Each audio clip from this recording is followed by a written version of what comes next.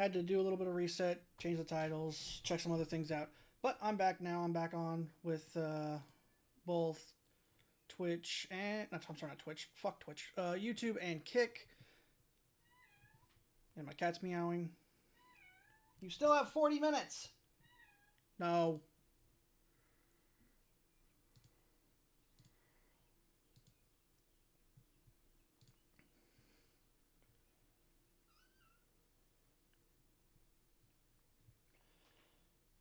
Okay, so I know it's on with, oh shit. There we go. And I'm opening it up for people to send me videos and music to react to. YouTube's probably not going to be happy with me making a request for music to react to, because YouTube is very stingy. But Kick seems to be pretty good when it comes to all this, so I'm not really worried about that. However, I want to make sure that videos and music that are being sent isn't outlandish. So we're going to start off pretty simple. Explaining Shaggy's unhinged love life. And if there's anybody who's got an insane amount of like charisma when it comes to women, it's Shaggy. Like, he's the epitome of he's pulling women just for being goofy. And it is funny how he's doing it. Because I'm pretty sure that he could pull any woman he wants. I'm certain that Daphne is literally just trying to pretend that she's in love with Fred, just so she doesn't fall for Shaggy's unbridled power. Like, it is insane. So we're gonna watch this video.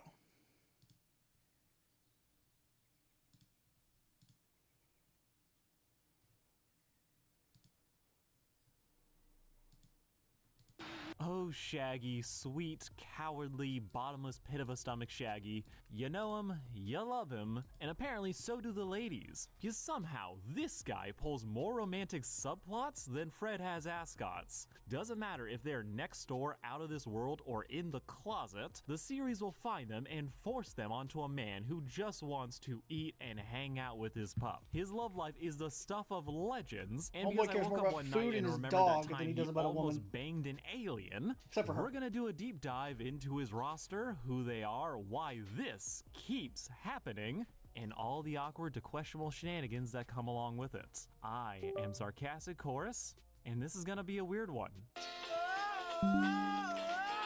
Now, context for those who didn't grow up with Peak, Scooby-Doo is the story of Mystery Inc., a group. Let's also not forget that Shaggy does literally nothing and these women want him. It's so funny just how powerful Shaggy is. Of meddling kids who are actually grown and breaking into people's houses to solve mysteries, proving that ghosts, myths, and legends aren't real, till they are, in which case prepared to be traumatized, featuring the only movie I can think of off the top of my head right now where a woman actually was like interested in Fred, but she was the villain. Fred, a man who initially was so bland he made porridge look spicy, Daphne, whose role in the story can be best summed up as the girl, and some kid's first crush. Velma, a walking ad for Lasix, and 40 years away from people's headcanons winning. Then of course we have the titular character, a dog with anxiety who probably should have been taken away a long time ago. And finally Shaggy, a man married to his digestive tract, but he loved his dog even if he was a bit of a coward, which he immediately could overcome because this dude was willing to do literally anything for doggy treats. Yeah. First released in Scooby 1969, yes, treat. it's been that long. Yeah, Shaggy does not care.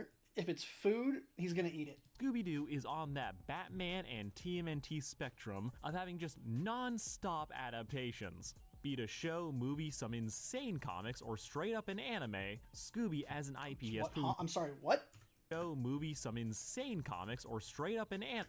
Go Mystery Machine? What the fuck? What is this? Like, I recognize Scooby and Shaggy, but who the hell is she? Who the hell is he? And why is there a Shiba Inu in Truck-kun? anime, Scooby as an IP has proven to be incredibly versatile, with the concept of kids and a dog solving mysteries being malleable enough that it can be used in any place, anytime, with the only real requirement for it being to make money. So, with nearly 60 years and 2 outfits, Shaggy has had a lot of time to 2 get outfits in passed around 60 the years, fictional dating while pool. the other And it ones have to had be pretty him kind because, of, like, they've had a few dozen. Fred and Daphne are usually dating. Scooby-Doo is a dog, leaving Shaggy and Velma as the only characters out of the main cast who can get romantic subplots. And because nothing says romance like cryptids and cardio, they got a lot of them. And I am dead certain that the only reason why Daphne is dating Fred is because if she lets Shaggy, she's trying to keep Shaggy from getting too powerful. we're gonna start with my personal fave. Like you guys want a lift? I love you. Crystal was a mysterious hippie who gave Shaggy and Scoob a she ride was after they got 30 stranded in years the middle off. of, well, I'm just gonna say Fallout New Vegas. These two were there because, well, they got abducted by aliens. Because of course they did. But unknown to Shaggy is that he's trying to do a bit of alien probing himself, as he likes Crystal and she's an alien. Because of course she is. And this has gotta be like a first compliment. Crystal being an alien is actually secretly brilliant here. See, Scooby-Doo has always had a bit of a time scale issue. Created in the 60s, but their iconic look, the van, the way Shaggy talks saying things like groovy, that has remained damn near the same. This has left Shaggy with a vague hippie stoner look. The series and shows will always take place in whatever year it was created in, but this little bit of a clash between eras has always been there, making a random new age, probably Native American hippie showing up out of the blue. That doesn't raise eyebrows, like, okay, yeah, it fits his vibe. Even if this is supposed to be taking place in the late 90s and no one else is rocking this aesthetic. I'm going to be just straight up honest. Scooby-Doo and the Alien Invaders, in my opinion, of the 4 Scooby-Doo movies, from Zombie Island until Cyber Chase, this one to me is the weakest. Scooby-Doo on Zombie Island is the best. The Witch's Ghost is pretty good. Alien Invaders is weak. And then Cyber Chase was like a good, like, hoorah send-off. Making it brilliant when we find out that this is a deception, this is a disguise. Crystal is the alien cop who's here investigating, but all she really had to go on for blending into society was television from the 60s. Making how she looks, acts, and talks just similar to Shaggy make perfect sense, as the two are She got cut from the slight same bell bottoms. out-of-date cloth. There was a reason for her to be Shaggy's idealized match besides fan service. And you knew this felt like fan service because, yeah, she had a dog just so Scooby wouldn't get jealous. I thought these two were cute as a kid. Shaggy is spin 30 seconds in and just immediately starts singing a love song about how he wants them to grow old together. Y'all can say a lot, but this is adorable. Even if this is a match made in granola core. This is also one of my first times seeing Shaggy, a character who is usually just a void of hunger, take interest in something that wasn't food for a change, making his interest in her feel like a novel concept, even though his actual body count couldn't make that any further from the truth. However, the real taste de resistance of this pairing was, yeah, Crystal's a monster. It just tickled me how a man who has spent his entire life running from freaks, ghouls, and goblins would end up overcoming his fear of them to fall in love with one, which he does in this movie, saving her life from the real monsters of the story, broke STEM graduates, who are going to use Crystal and her bug dog to get rich, only for Shaggy to step up as a snack was on the line. And then she dumps him. She had no choice. E.T. had to go home and knew long distance wasn't gonna cut it. So Shaggy has to sit back and watch this Osmosis Jones looking gal get away. R.I.P. Hello, interstellar abandonment issues. But lucky for him, there don't are worry, so many more fish in the this food sea. got him. Look, I'm gonna be The honest, food got him a good. lot of these one-offs are He got over it very quickly once interchangeable. Velma offered They all Scooby fall snacks. for Shaggy for being sweet, funny, or the story just need a subplot. They will show up just to disappear, with the wildest out of all these draws and discard dames being Lucy and Betty. As the premise of their appearance is that Shaggy double booked himself with 2 dates on the same day. Some will call him a player, some will just call him bad at organizing. But to avoid standing one of them up, or just calling to reschedule, he picks up the blonde and sets the other up with his dog. And the Damn. girl is into it. Well, nobody's perfect. So I'm just gonna save y'all the pain of That's hearing weird. me come up with silly ways to describe a bunch of one-offs and spare your eyes some of the lowest quality footage I've ever worked with. We're just gonna skip ahead to the more prominent paramours, or just the ones that mentally scarred me. Yoo-hoo! Yeah. She was... Oh, she was crazy. There y'all be, cutie pie! crazy how in a movie about a haunted plantation with 4 ghosts, a gorilla, and a red shirt, the hillbilly with a crush is the scariest thing here. Yeah. Mainly because Sadie Mae Scroggins, much like the Confederate ghost, can't let shit go. First appearing in the 1800s corn equivalent of the Pizza Man, Sadie Mae shows up to ask for some molasses, Oh, yeah, seeing molasses. the That was skinny new sugar. plantation owner and deciding, yeah, she'd fuck him. But then, because this story has more southern stereotypes than a certain Louisiana wedding, Sadie's brother, and I can't undersell how much I'm not making this name up, Billy Bob, shows up to declare that their and Shaggy's family are in a blood feud. And he busts out a gun and tries to shoot Shaggy in the head for the rest of the movie. All while his sister is trying to shoot her shots. And yeah, she really wants him. Like yuck! Now, sadly, Kentucky Fried Pepe Le Pew doesn't really understand the concept of personal space, footwear, or consent. Yeah, she's just a yandere who shows up to get in the way of Shaggy or her brother's way. With Shaggy, after he's completed the mystery, deciding to hightail it out of there, he doesn't want to be known as the plantation owner, so he gave that shit to the Three Stooges, leaving Sadie Mae to never be seen again. Except for what I'm just gonna assume is some heinous fan art. And because I'm a masochist, I check Oh. and... Trust me. Hold on. This one. You don't want to know. Now, I wish I could... And because I'm a masochist, I... Yeah, it's probably Rule 34. But I always love this painting right here because it's used in so many different people's like thumbnails. They use it as like Vietnam flashbacks, but this isn't Vietnam. This is Peleliu from World War II.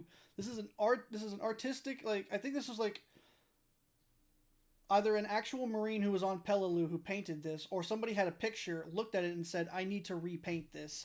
And this is what we got. Because that's the Umer Brogel mountain right there. I checked and... Trust me on this one. You don't want to know.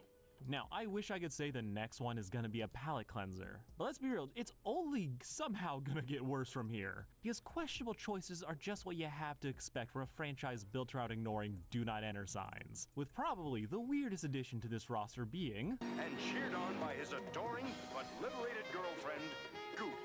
Go, Shaggy, go! When it comes to Liberated? Scooby-Doo, I will just accept anything. The bad guy could be magic or just rich, but no amount of suspension of disbelief will ever make a Googie from the reluctant werewolf make sense. As she just shows up and she's Shaggy's girlfriend. No foreshadowing, no warm-up. She is just here and they are together. And it's honestly wild that I'm hung up on this when this movie contains Dracula doing a Dracula? Yeah. Honeymooners reference. Me that! Right to the moon! Bang! Zoom! Just using space travel as a metaphor for beating his wife. That went right over my head when I was a kid, and now it's all I can think about. Kind of like how Googie feels like an OC who's just here to Uppercut to date the Shaggy. jaw so As hard if you go take right that to the one moon. part of her character out and dye her hair red, Googie is just Daphne with a worse fit. Googie sees her boyfriend turn to a werewolf and just decides, yeah, I can fix him, and then she does. Truly, there's no rhyme or reason to her addition, but honestly, I kind of have to let go as Shaggy is suddenly a race car 15 driver. minutes So and I will weird feed things y'all. It's only have happened. 7:35. I mean, I'll we feed have y'all at 3 7:50. back-to-back 10 movies minutes about before you're Fred, supposed to eat. Daphne, and Velma. Strange choices are will basically a feed you 10 staple minutes of before this you have franchise. your Personal dinner. Googie was fine. She's blonde Daphne and hasn't appeared in anything since. Maybe they thought she'd catch on, but given how scared Warner was about annoying fans, she's probably trapped in the same ditch they keep Scrappy in. You know, when they're not trying to make fun of how much the character meant for kids sucked, and committed the greatest sin of all, being annoying. Puppy This power! movie genuinely ruined Scrappy's rep, and he has never recovered from this. Yeah, poor Scrappy, While he's we're never here, got- I he's might as never well talk about recovered. another love interest that was created to pit Shaggy and Scooby against each other. So Mary Jane? feel free to stand and give your applause to a character who I only just now realized was a stoner joke. Yeah, I'm Mary Jane. it's his favorite name. Like, that is my favorite name. Yeah. How I love this movie. did they get away with this? Oh shit, James Gunn made this? I wonder why he was so obsessed with all the Shaggy is a stoner references. As they really just take Shaggy saying, oh, we gotta do what we're best. Like, did you forget, like, 10 minutes into the movie, when they cut to 2 years later, the mystery machine that, for some reason, Shaggy has, I thought it was Fred's van, Shaggy and Scooby have it, you hear them giggling and laughing, and you hear them coughing, and there's smoke coming out of the mystery machine, and it's meant to give you the idea that they're fucking getting high. best at, and then make it look like he's hotboxing the mystery machine. See? This was a choice, just like it was a choice for the proud pet owner to throw his dog under the bus to get one-on-one time with a hot blonde, who is named Mary Jane, and because we need to show how quirky and for Shaggy she is, she also eats Scooby snacks, which means he's basically done so, setting up a classic battle between man's best friend or the Tinder date who wouldn't last a week. With the only hiccup to what should be And she a did not quirky appear sure after this thing movie. is that she is allergic to dogs, hence Shaggy telling Scoob to move to the back of the plane. But the whole dog That whole scene was hilarious. Fred flicks him in the nose, and Freddy and Scooby sucker punches the shit out of him. thing doesn't turn into that much of a deal breaker. The real issue is that she's possessed. Look, Scrappy was plotting the end of the world, monsters were stealing teenagers' bodies, and for some reason we're 2 for 2 on paranormal forces being socialized with out-of-date media. We got beats like it was the The business on Earth. Know what I'm saying, G? No. No. Word. Scooby and Co. do manage to save I've seen the this day. movie a lot. It Shaggy came out when I was proves a he has kid, the and highest tolerance for Mary my Jane, grandmother bought it and for me you on can't tell VHS, me that they and I weren't still have it. really proud of this one joke. But at the end of the movie, all 3 of them just hug it out. After which, and say it with me, Mary Jane is never seen again. Amen. Loved this movie as a kid, appreciate it now, but this girl did not need to be here. Though she did do a great job rounding out a shockingly goated Isla cast. Fisher. Moving on though to the one I really don't want married, to talk about. Velma Isla Fisher, she married the guy who plays Borat. had a sister. Hi, Shaggy. Fuck no, that's my sister. They will make literally anyone down bad for Shaggy. This is Madeline Dinkley, Velma's little sister, who has apparently always had a thing for twig-like men, hence her crush on Shaggy. But before you judge, I do have to point out, she's attending college to be a stage magician. I feel like that is far more deserving of side-eye. Cursed being a theater kid with zero idea of what to do with her life, Maddie apparently was in clown college before this, but then settled on magic, with the mystery gang showing up account of her mother being worried about an alleged curse. But given how frequently alleged turns into actual in this universe, fair. So while Fred is eye-banging one of the teachers, Maddie drags Shag into the Feathered Monster of the Week, where he proves being a runner isn't always a deal breaker. And if you're wondering, Velma is just okay with her college-age sister chasing a dude probably edging early to mid-20s. We don't know how old, but I'm basing this purely off of I mean, college age is like 18 to 20, so if he's in his early to mid 20s, I mean, they're not too much older. He's not too much older than her. vibes. Maddie here got hit by Cupid's arrow a little harder than most, though in her case it might have caught her in the eye, as she's convinced the Cowardly Lion is actually her knight in shining armor. With the worst part being, yeah, he kind of is. Shaggy.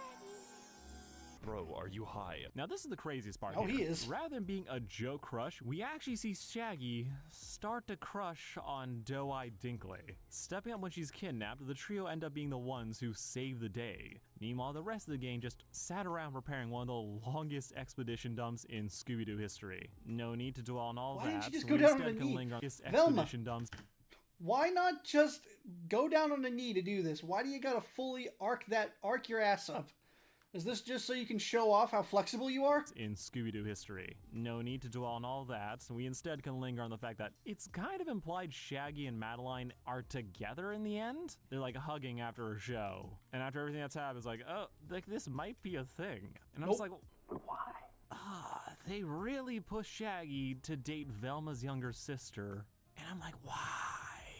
Is this another Googie case where someone wants Shag with one of his co-stars, but they need the dyed version to somehow make it less weird? I don't hate this couple, they're not Diet obnoxiously cute or the most forced thing I've ever seen. But she's just Velma in different clothes, and I can't unsee And it, and I longer can't hair. believe no one in this friend group just mentions it. It's like, okay, whatever. She had one minor cameo after this, after which point she was immediately buried in a ditch. Which brings us to the girl that I know for a fact most of you didn't know existed. Shaggy, it's me, Amelia. Just to rip this band-aid off, a lot of people have I said never Be Cool watched this, but I Scooby-Doo heard- looks like a Family Guy cutaway. Hang on. I never watched the Scooby-Doo show. I think it's Be Cool Scooby-Doo. But I think that I have seen that they did have some pretty funny jokes in it. But the change, like the drastic change in art was so insane that people just didn't really watch it. And they're right. Yeah, like, look at Shaggy. He looks like a walking skeleton. But it doesn't matter because this show is actually hilarious. Yeah, it's pretty funny. Abandoned? Oh, forget it. I'm gonna become a skate punk. It's pretty straightforward. I am willing to admit that I overlooked this show because of the art style, as yeah, that can be an actual deal breaker in some cases. But maybe if this show had leaned into the fact that they Golly, look at that Adam's apple. Homeboy is literally got a fucking fist in his throat. had a goth girl, maybe this show would have done better. Amelia, I can only imagine your parents' reaction to all this. I know, right? His face. Fucking Fred's face. He's so suspicious. He's like, this bitch. She's a monster somehow. They're thrilled. Bye, Mom. Bye, Dad. Fucking god, skunk hair. Parents' reaction to all this. I know, right? If I had a nickel for every time I called a Bye, woman Mom. skunk Bye, hair Dad. if I had a nickel for every time I called a woman skunk hair in one day, I'd have 2 nickels, which isn't a lot, but it's weird that it happened twice. Dad. This is Amelia, a childhood friend of Shaggy's who, after ghosting each other for 8 years, suddenly decide to reconnect. She invites him to a party, his friends tag along, and it turns out to be a cult. We're trapped between eyeliner and leather. Shaggy gets insecure about being the same dude Amelia used to know, and does that normal guy thing of changing everything about himself. Though personally, I don't actually have much to say about the American goth. What the fuck, Scooby? He's got the nose piercing and the blue hair. What's with the lipstick, though? Not even Shaggy has lipstick on.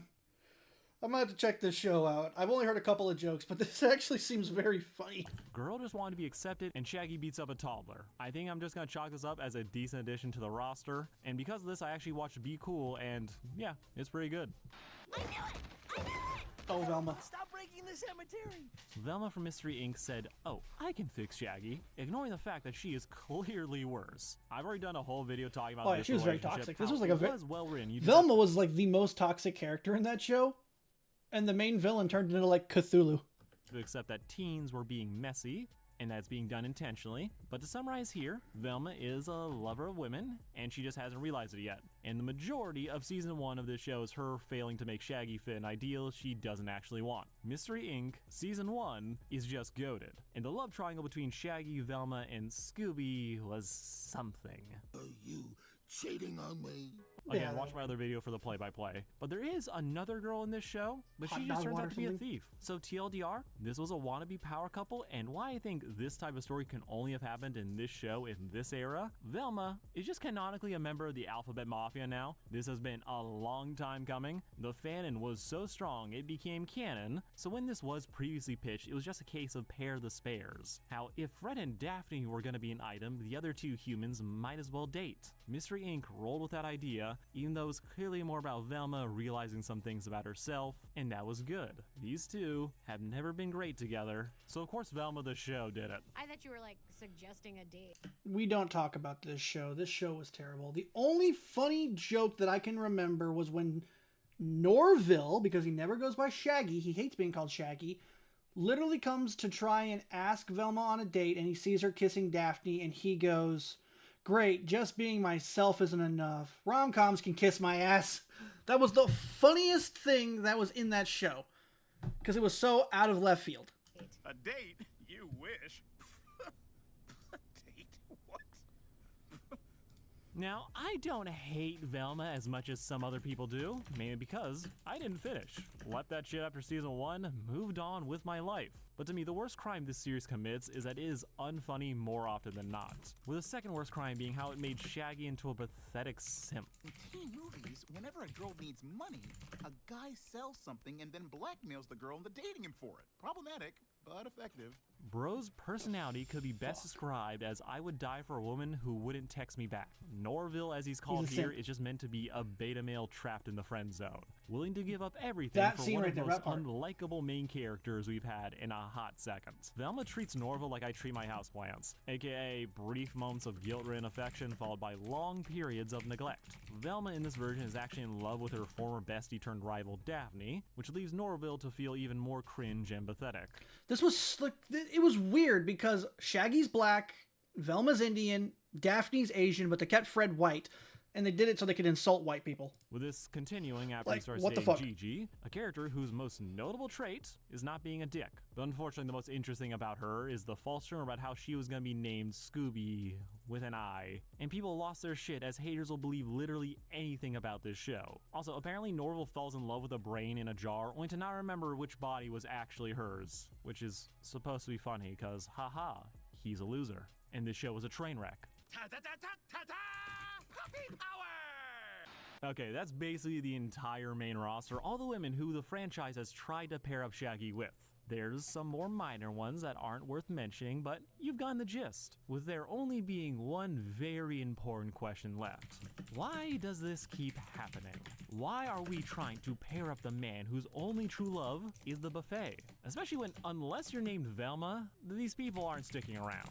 Well, personally, I have a couple ideas. Firstly, we can just stand up and admit that out of everyone, Shaggy is the romantic problem child of Mystery Inc. Daphne and Fred were in hetero jail, Velma was stuck finding new ways to say roommate, and Scooby is a fucking dog. Meaning, for the longest time, Shaggy was the only toy the writers could play house with. Tack on the fact that Shaggy's best friend is the mascot, we end up with a dynamic duo that will always be together, even if the rest of the cast stayed at home. Ghoul School, Reluctant Werewolf, New Scooby-Doo, and Scrappy-Doo shows, 13 Ghosts, these are all series or films where they just decided to shave off part of the crew, with the only concept being Scooby, and by proxy, Shaggy. In fact, the only time we don't get the dog in the series was Velma, and after what they did to Scrappy, I'm kinda thankful. Shaggy, Yeah, it was out of terrible all what the they did to Scrappy. humans, has And Scrappy was majorly hated. That's a bad the pause. most streamed. There we go. It was like Scrappy had been hated since the 80s when he came out. Unfortunate, but it's true. But here's hoping that one day, because there's a lot of characters who were introduced in like the 70s, 80s, and 90s that a lot of kids then hated. And those kids are now adults, unfortunately. Some of them are my age, some of them are older than me. But maybe one day we'll eventually get like a representation of these characters that's positive. Like, I'm still out here hoping that fucking Hot Rod or slash Rodimus Prime from Transformers gets a better look, because he's been shit on since he came out in the Transformers movie in '86. Time and opportunities to be paired up with other characters, with it being way easier since in a smaller main cast, minor characters will often get expanded roles, or they'll just create a random girlfriend to hit that girls can watch 2 quota. However, this is just explaining how he's given all these What the fuck? extra opportunities. It doesn't actually explain why it happens, and for that I also have a theory. The writers need a B-plot. Shaggy may have pull, but he is primarily comedic relief. The main three will be working to solve the actual mystery, leaving the cowards to try and stumble around till they end up in trouble. This creates a bit of narrative freedom where you can really do anything with the two of them. Need to fill time? Shaggy is built for shenanigans. So that, plus his lack of romantic partner, means you can easily throw a lady friend in his direction, and you'll have a ball. This goes to explain why so many of his love interests are one-off, as they are just here to fill time. Meaning there's never a reason to drag them back into the story, as while they can be good, they'll never be Hex Girls famous. However, I think there's another God, the Hex Girls, deeper reason the we see songs in Shaggy Hex with Girls is so good. So many love interests. And this one is pretty nefarious, as Shaggy has only 2 standard plot lines: learning to be brave and fighting with Scooby, and there's no better way to cause fights than for the couple to suddenly become a throuple. We saw this in the live action movie, we saw it in Mystery Inc. Dating creates conflict, trust is tested, and in the end those bonds are reforged. It's not complex, but it works. There will always be a bit of a contrast seeing Shaggy, a man synonymous with food and loving his dog, suddenly have a third thing he's into, like a crush, or the comedy of trying to stay as far away from one as possible. Personally, I think we're 5 years out from Shaggy just being declared ace, but I kinda doubt it, as Archie would sue. I don't think there's one concrete answer for why Shaggy has so many love interests as he does. Some will say it's for self-insert purposes, but regardless, most of them are just weird, next to none of them show up again, making for a strange tradition that I don't see ending anytime soon. Not unless they start giving Velma all the bitches. But it's fun to turn back the clock and see just how wild some of these options were. Though again, they call her Crystal cause she clears. Easily my favorite, and I'm not gonna apologize for it. Alright, that's gonna be all from me. Tell me what you all thought of Shaggy and any of his options. All you gotta say is that Shaggy with options is scary, because it means He has way too much power.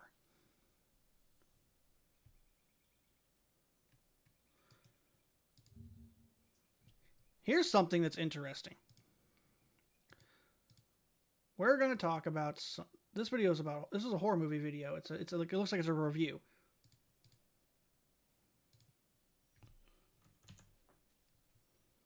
Here we go. This is Sadako versus Kayako.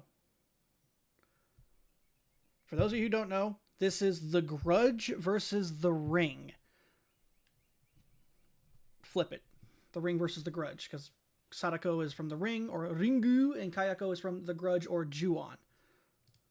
Alrighty, ladies and gentlemen, welcome to the Horror Mine. My name is Vic Shy, and this is the Scare Score, where I break down horror movies and rate them on how scary I think they are. In this episode, we're going to see two of the most iconic and terrifying villains in horror movie history come face to face in the Japanese crossover horror film Sadako vs. Kayako. Now, to be fair, this one, they only fight for like 5 total minutes at the end of the movie. And that's because of the way their curses work. Sadako has more range than Kayako because Sadako is on a videotape. So she can go anywhere. But they also changed their mythologies. Well, not really mythology. Well, they changed Sadako's mythology. When you watch her film, you only got a phone call if you were at the house where the well where she was in was.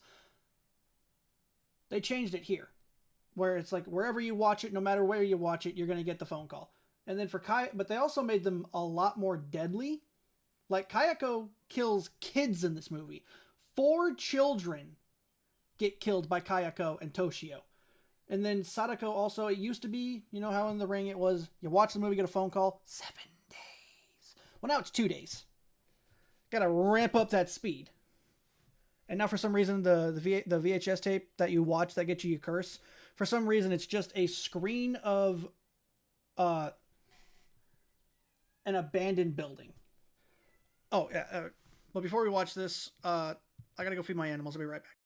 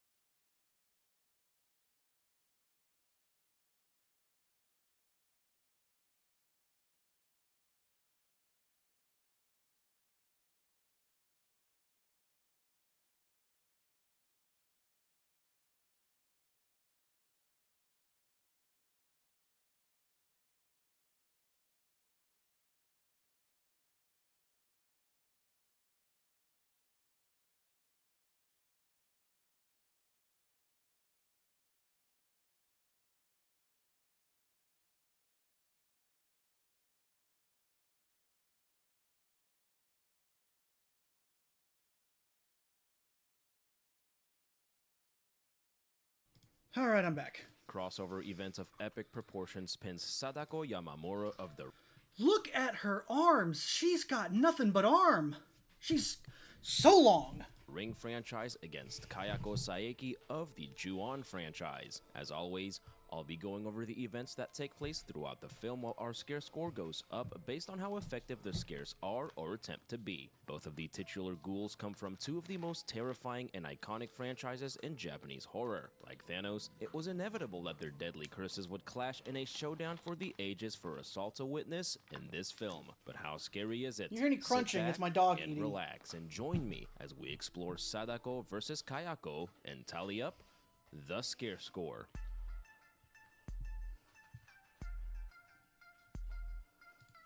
We are immediately dropped into a dark and creepy Japanese house with the TV on. A welfare officer is knocking on the door to check on the resident named Miss Yasue. However, I've covered enough of these movies to know that if someone's walking across the screen like that, Miss Yasue isn't okay and most likely not alive. The welfare officer cordially invites herself into the house and tries to turn on the lights that shockingly aren't working properly. She sees Miss Yasue sitting in the kitchen, but she disappears as soon as she walks in. She walks into the bedroom and discovers Miss Yasue's corpse with a cord around her neck and a look of terror on her face. The television suddenly turns on and Sadako swiftly appears right behind her. This was a serviceable opening scene that busts out almost all of the tropes we've come to know and love about Japanese horror. The dark and creepy house, the flickering lights, the unsuspecting, expendable character, and the brief appearance by the ghost with the long black hair. I liked how initially we were led to believe that she could have been walking into the cursed Saeki house, though it turns out that this opening sequence was reintroducing us to Sadako Yamamura and the cursed VHS tape. We are introduced to our main character Yuri, who is falling asleep with her friend during a lecture on Japanese urban legend. The split lip professor woman. talks about the death house and the cursed videotape. He says that he is obsessed with the legend of the cursed video and wishes to see Sadako in person. Sadako Yamamura is the vengeful spirit who created the tape. Sadako was a spiritually sensitive young girl who was pushed into a well by her own father. Sadako remained in the well for over 30 years and created the cursed video as the embodiment of her rage and agent of vengeance. Yeah, so I don't know if I mentioned it before. I went to go feed my animals, but Kayako and Sadako are both what's considered Onryo. Let me just...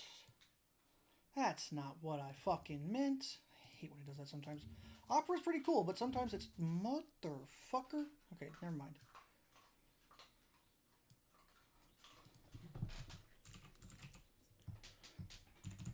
Fat finger to put a P.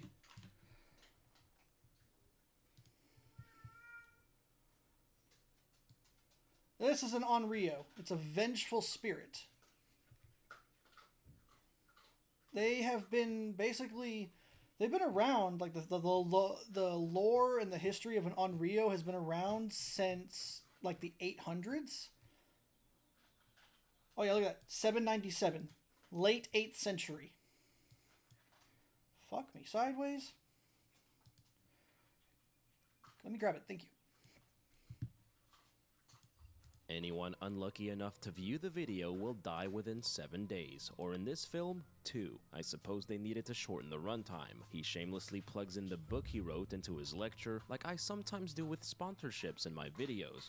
Gotta buy those eggs. Yuri's friend Natsumi asks her to burn her parents' wedding video from a VHS tape onto a CD for their anniversary. She agrees, and we now have the totally random and convenient plot device that is going to introduce Yuri to the cursed video. We are introduced to another main character, a high school student named Suzuka. She and her parents have just moved into the area due to the same reason as every other in movie history. Her father just got a new job. As it turns out, they've just moved right now. See, that's actually more... It's more believable in Japan, because in Japan, Mama and Dada always seem to be getting new jobs. Next to the cursed Saeki house that has a big ol' keep out sign in front that absolutely nobody is going to follow. She is mysteriously drawn to the house and hears creepy voices coming from inside. And if you didn't happen to see Toshio behind her, the film kindly zooms in on him for you. The film Toshio does something weird in this movie. It used to be that he would just stare at you, but now he flicks his tongue and crosses his eyes. To switch back. Like he's trying to force to be scary, or it's like... back and forth from the point of view of both main characters to eventually merge both storylines together. Yuri and Natsumi visit an old store where they purchase the dirtiest and cheapest VHS player. Yuri hands it to her friend and notices a clump of hair in her hand. They plug in the VHS player and discover that an old tape was already inside. Having fallen asleep on the lecture about urban legends, they are oblivious to the dangers of watching an old VHS tape. Natsumi doesn't want to watch the tape, but Yuri, being the good friend that she is, makes her watch it anyways. However, as the video plays, Yeah, see, this is the new tape. It's just an abandoned, like, warehouse. Yuri does what you should never do while behind the wheel, gets distracted by a text message. Natsumi is the only one who watches the footage and becomes cursed as a result. She realizes that she's just watched the cursed video and has only 2 days left to live. She receives a call on her cell phone and the lights begin flickering before Sadako briefly appears in front of her. Back at the old shop, the clerk named Keiko, who sold them the VHS player, admits that she knew that the cursed video was inside but doesn't believe in the urban legend. She says that she watched the video 2 days ago and jokes that she is going to die soon. Soon literally meaning 30 seconds later, as she jumps from the store's second floor to her death.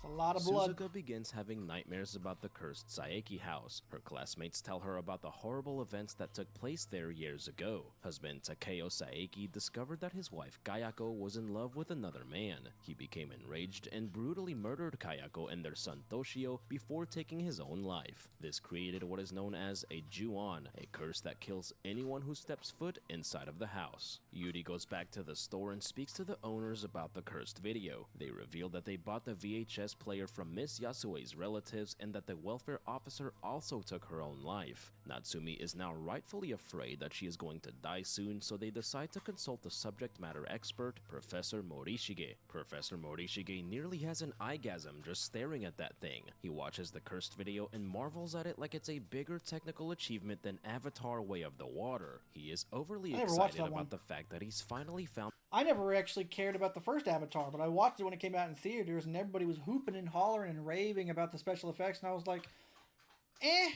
Granted, I was 13. But then again, I did think it was better than Transformers 3, which I thought was the worst movie I'd seen in a long time. On the cursed tape and seems totally fine with dying in 2 days. Yuri looks at his book, which states that one can be saved from the curse if they show the video to someone else. However, Yuri is the one who gave him the tape, so Natsumi isn't off the hook. He tells them that he is going to consult a medium to try and perform an exorcism. One day, Suzuka sees a young boy standing alone in front of the Saeki house. 3 other boys show up claiming they have a present for him, and she leaves. As it turns out, the 3 boys are bullies and they fill his backpack with rocks. They all dare him to go inside the house alone, and he immediately encounters Toshio. The boy. Yeah, see, look at Toshio's face. They all dare him to go inside the house alone, and he immediately encounters Look at Toshio. Why is he doing that? He's never done that before. Toshio. The boy, now possibly possessed by Toshio, steps outside and tosses a rock at one of the bullies. This draws them into the house where they are brutally killed off one by one. Yeah, the children. Another boy walks into the bathroom and sees Toshio's face in the water before being pulled inside. The main bully and the bullied boy come face to face but are both killed off at the same time by Kayako and Toshio. This scene was pretty silly and pointless, to be honest. All it really did was remind us just how deadly stepping into the Saeki house can be. With that said, the kills were... It just wanted to show how brutal this movie could be by killing off 4 children probably under the age of 10. Pretty cool, and the scene did offer up a somewhat tense atmosphere. Professor Morishige takes the cursed videotape to a medium who says that it's the most terrifying thing she's ever encountered. The medium performs an exorcism on Natsumi that involves excessive water consumption, a lot of splashing, and a lot of slapping. She's not even cursed. Oh, wow! Natsumi and the 2 disciples suddenly become possessed. Now this is where things get absolutely silly. One of the disciples snaps the other's neck before snapping her own. The medium says that she has How were they possessed when they weren't cursed? failed and has contacted someone else to take care of Sadako. She begins choking herself and Professor Morishige attempts to stop her. What happens next is perhaps the dumbest thing I've ever seen in either one of these franchises. Funny though. The headbutt from hell. Fuck. Needless to say, Needless to say, hang on. these Fuck. franchises. Look at that face! You get smushed like a cartoon. Needless to say, none of that was even remotely scary and was just downright laughable. Natsumi blames Yuri for her impending doom, which is actually pretty factual. Yuri makes Natsumi give her the tape so that she can watch the video and free her friend of the curse. Actually, if it wasn't for her wanting to burn a VHS tape to a DVD, it wouldn't be her fault. She watches the cursed video and we finally get to see what's Shame on on the you for being a tape. good daughter. Let me tell you, it is the least scary and disturbing cursed video in the entire Ring series. All we see is an old room with an open door where Sadako briefly appears and approaches the screen. Very disappointing, and this is the first time in Scare Score history that I am actually going to deduct points for a lack of scare factor. Sadako briefly appears behind Yuri before disappearing. We are then introduced to the two coolest characters in the film aside from Professor A monk and a blind Morishige, girl. Keizo and Tamao, two supernatural hunters who have mysterious powers. Yuri hands Keizo a large amount of money because I wouldn't deal with this shit pro bono either. Natsumi seemingly becomes possessed again and Keizo utilizes some sort of forbidden jutsu to tranquilize her. Sadako's hair crawls out of her mouth and he magically seals it into a bag. Yuri and Natsumi stay in Keizo's apartment while he goes looking for a solution to the curse. Since this is partially a Ju-on film, we get the super necessary shower scene. However, our The hair on the characters back of are the head? never truly safe or alone, even in the shower. Oh, never mind. I thought it was the... Oh, no, This it's is a bunch of a different one. CGI hair on the ceiling before being interrupted by Natsumi. Keizo and Tamao visit the cursed Saeki house and are smart enough not to step inside. We briefly see Toshio inside of the house looking a lot sillier than he usually does. Keizo throws a rock inside of the house that seems to bother Toshio. As they shut the door, we hear Kayako's croaking that never fails to creep me out. If you thought the script couldn't get any stupider at this point in the film, you were wrong. The well where Sadako Yamamura died in happens to be located directly behind the cursed Saeki house. No, that's just a well. It's not the well she was killed in. It's a well they're going to use. That is perhaps the laziest writing that I've ever witnessed. They come across Suzuka, whom according to Tamao is being drawn to the house. As if the large keep out sign and all the news articles about its residents dying inside wasn't enough, Keizo warns her not to step foot inside of the house. Suzuka has dinner with her parents before suddenly being... What if you throw a shoe in there and then used fishing line to get the shoe out? Is the shoe cursed? And when you put it on, are you cursed? I'm just asking stupid questions. Transported inside of the cursed house. She encounters the spirit of the bullied boy but is brought back to reality by her mother. Up to this point, the focus has largely been on Yuri and the cursed videotape. However, I found that everything involving Suzuka and the Saeki house has been scarier and more interesting. It's a shame that they haven't been able to balance both stories with this jumble of a script. Natsumi believes it would be better if everyone died along with her and admits to having uploaded the cursed video onto the internet. She says that she doesn't want to fall victim to the curse and would rather take her own life. She locks herself in another room and wants Yuri to watch her die. She tries taking her own life, but Sadako already thought of that loophole and kills Natsumi herself. Yeah, Sadako is like, hey, ain't nobody stealing my kill, not even the victim I'm hunting. I have to get this kill. Suzuka looks across the street and sees the bullied boy's spirit inside of the cursed house. Believing he is still alive, she steps foot inside of the house to try and rescue him. She goes upstairs and gets startled by a jump scare that actually got me too. The cat. She sees the young boy's spirit, who actually turns out to be Toshio. Suzuka's parents follow her into the house and hear her screams coming from upstairs. They rush in to try and save her, not realizing they've just signed their own death certificates. Her dad is brutally killed by Toshio, and Kayako finally makes her appearance atop the stairs. In a scene that never fails to be absolutely terrifying, Kayako slowly crawls down the stairs towards Suzuka and her mom. Golly, that croaking. Her mother's feet suddenly turn into stumps, making her unable to run away. Geizo tosses the bag of Sadako's hair inside before Suzuka's mother is pulled into the darkness to her death. Suzuka wakes up the next morning and realizes that both her parents are gone. Since Yuri and Suzuka are Now both we got two cursed they plan girls to in pin one both room. curses against each other by making Yuri step inside the house and having Suzuka watch the cursed tape. Sadako and Kayako will fight each other for their victims. Now I don't know why they needed to have her go in and watch the tape and her go in and also get the Ju-on curse. She's already cursed. She's already cursed by Sadako. She can just go in and get Kayako's curse. She doesn't need to go in and get Sadako's curse. Suzuka tells Yuri that she's afraid and the two embrace each other. I'm pretty sure I've seen something very similar to this. Let me see. What was it? The pair step inside the house and Suzuka watches the cursed video inside of the cursed house for a double dose of cursiness. Furniture starts flying all around as Sadako appears on screen. Toshio appears in a jump scare but is dragged into the TV by Sadako's. I actually think that Toshio, that's the last time you see Toshio. I think Toshio was successfully destroyed. I think his mother was just way more powerful than him. But again, Here's in a jump scare. Look at his fucking face. There's no reason he does this. And once the TV starts like going white noise and he like snaps back, he makes a normal face and he just like starts backing away from the TV.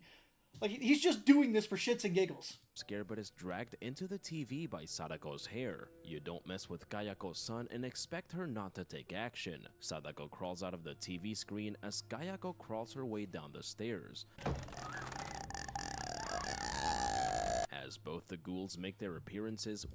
But I'm convinced that they talked about how these two curses need to fight and destroy each other. I think Sadako successfully destroyed Toshio because we never see him again. We get the titular showdown we were promised 1 hour and 26 minutes into the movie, and it lasts less than a minute. Kayako gets a single slam on Sadako before Sadako obliterates her with her hair. The film had us wait an entire hour and a half for less than 1 minute of actual fighting. All I can say is... No, look at me. Kayako reappears and crushes the VHS tape as Yuri and Suzuka run out of the house. Geizo says that the plan has failed and that one of the girls must be sacrificed for Sadako and Kayako to be destroyed. He says that one of the girls must be possessed by both Sadako and Kayako and sealed into the well. Yuri offers herself as tribute and gives a cool head nod before walking up to the well. Sadako and Kayako appear on both sides of the well and rush towards Yuri. Yuri jumps into the well as both spirits collide and combine together into an absolute monstrosity, killing Geizo in the process. The new entity makes its way into the well and Yuri sheds a single tear before being consumed. Suzuka puts the special lid on top of the well that lasts for about 10 seconds before exploding off. And because Sadakai is just too powerful. The possessed Yuri emerges as a new ghost made of both Sadako and Kayako called, you won't believe this, Sadakaya. In the film's final scene, Sadakaya slowly makes her way towards Suzuka. Toshio appears behind Tamao Oh, he's back, and never mind. presumably kills her off screen. Oh, okay, never mind. I didn't remember him coming back. I thought he was destroyed. My bad. Suzuka screams and watches in terror as Sadakaya gets closer and closer as the movie ends. And that, ladies and gentlemen, was Sadako versus Kayako. But not really, my friends. I didn't have high expectations coming into this film, but this was a lot worse than I was expecting. I want to talk about the elephant in the room here. The film took an hour and a half to get to Sadako versus Kayako, and the entire ordeal lasted less than 1 minute. The fight was shorter than Amanda Nunes versus Chris Cyborg. The film was boring, clunky, and worst of all, not scary. I'll spare you all from me ranting about this film and give Sadako vs. Kayako a disappointing scare score of 27%. The scariest scene in the film was when Kayako finally made her appearance and crawled down those stairs. However, this is a scene that we've seen many times before and done better. Calling this the quote-unquote scariest scene in the film is a real stretch and is me being very generous. But, as always, I hope you all enjoyed this video. Thank you.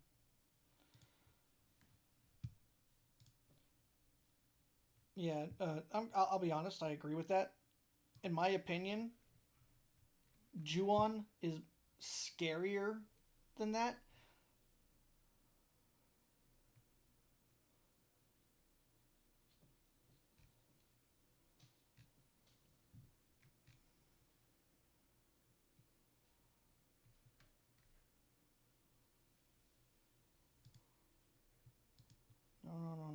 this one.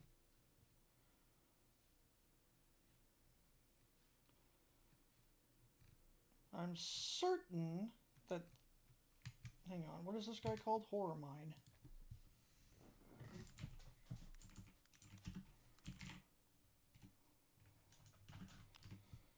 It was already in the search bar.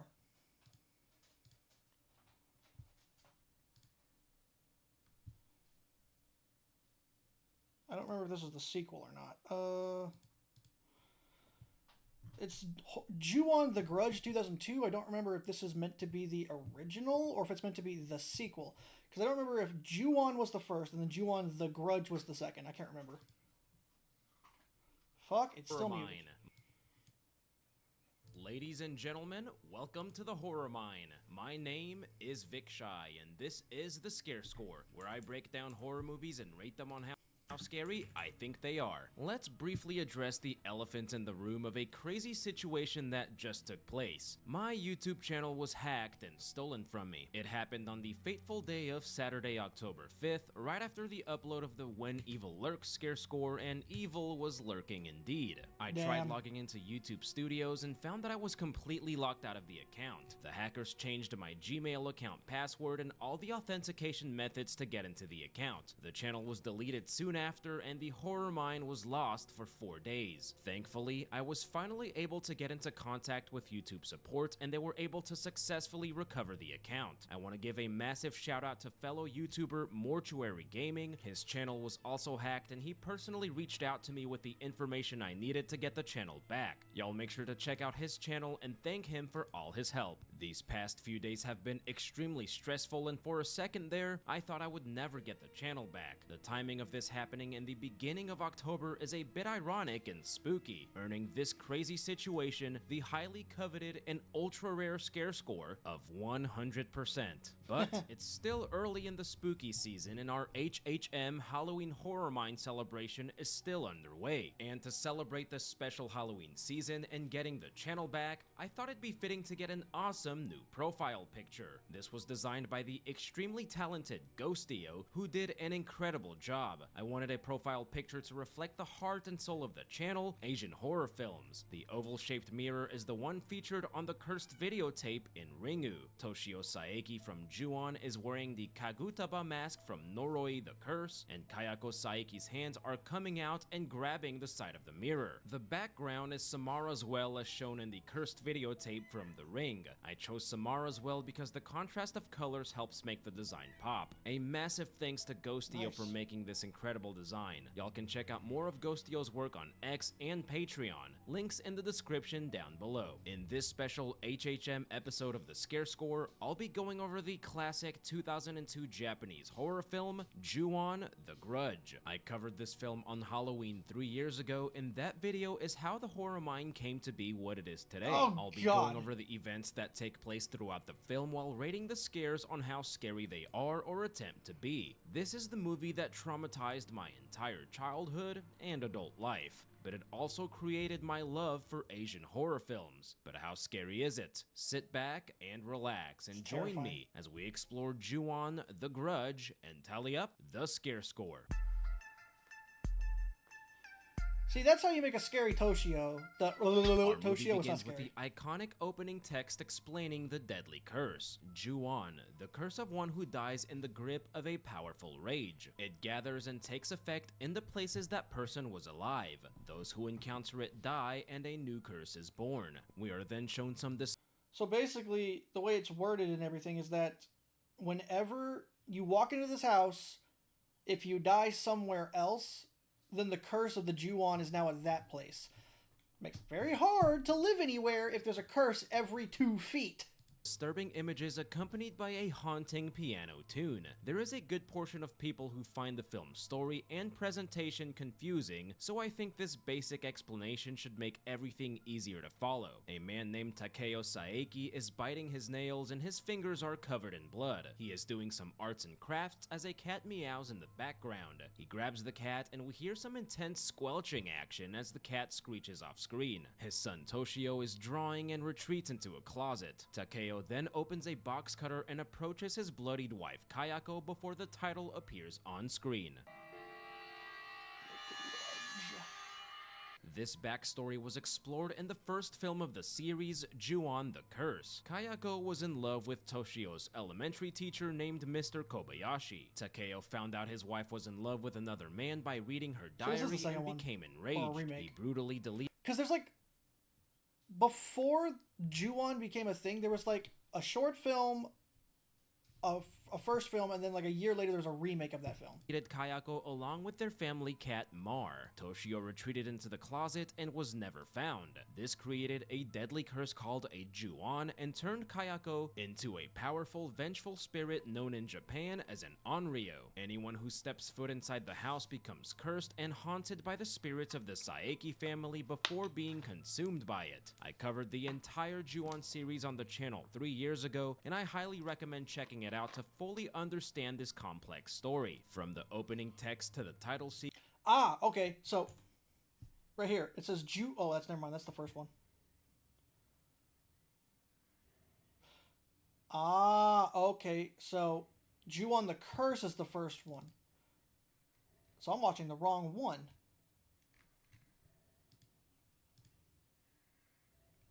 One moment.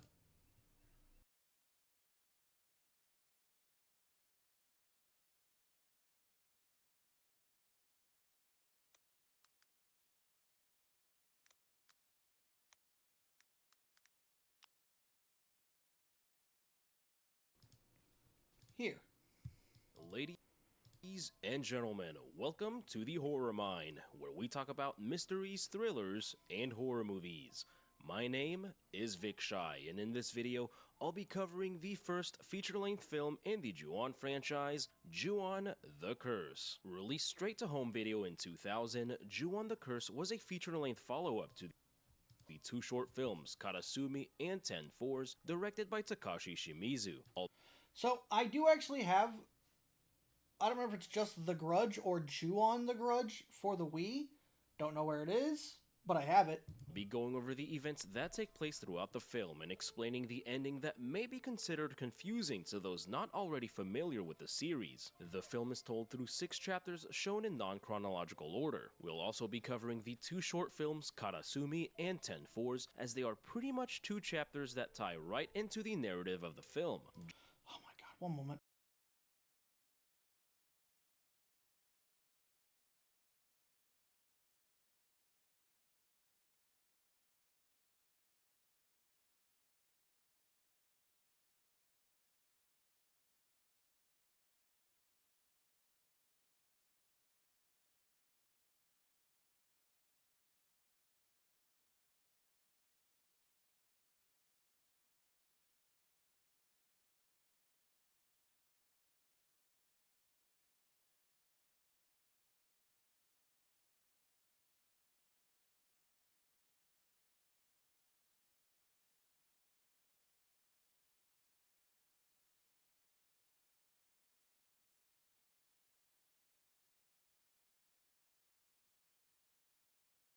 Sorry about that.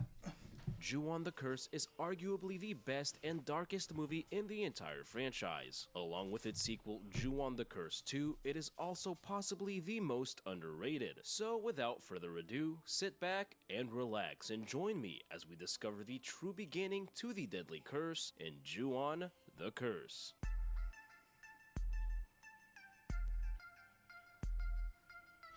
For those who are unfamiliar, the entire series revolves around the murder of Kayako Saeki at the hands of her husband Takeo. Takeo discovered Kayako's journal, which revealed her love and obsession for another man. An enraged Takeo brutally murdered Kayako by snapping her neck and stabbing her multiple times with a box cutter. Unfortunately, he also killed their pet cat named Mar. This was all witnessed by their 6-year-old son named Toshio, who retreated into the closet and his fate was left unknown. This created what is known as a Ju-on, a powerful and deadly curse that is born when someone dies in the grip of a powerful rage. The curse gathers in that place of death, and those who encounter it will be consumed by its fury, meaning that the Saeki house is now cursed, and anyone who steps foot inside the house is doomed to die a horrible death. The curse can also be spread from person to person, acting like an uncontrollable virus. Kayako has turned into an Onryo. So one person steps in the house, leaves, meets another person, then that person's cursed. That's the worst. Known in Japanese folklore as a vengeful spirit seeking revenge for the wrongs they endured in their lifetime, Kayako makes the infamous death rattle, a croaking sound which is the result of having her neck snapped and trying to breathe through a broken windpipe. Toshio has also turned into an Onryo, but how he died remains a mystery. I believe that his spirit was claimed by his mother when Takeo left him to die. Ju-on the Curse I think in the American version of The Grudge, Takeo drowned him. details the events right after the curse was born and the poor innocent souls that encounter it. Our first short film, Karasumi, or In a Corner, introduces us to two characters, schoolgirls Hisayo and Kana. The pair are feeding a rabbit on the side of their school and Kana accidentally cuts her finger. While Hisayo goes to get a band-aid, Kana is attacked by something off-screen. Hisayo returns to find Kana missing and blood seemingly everywhere. Kayako Saeki then appears from behind the tree and begins crawling towards Hisayo.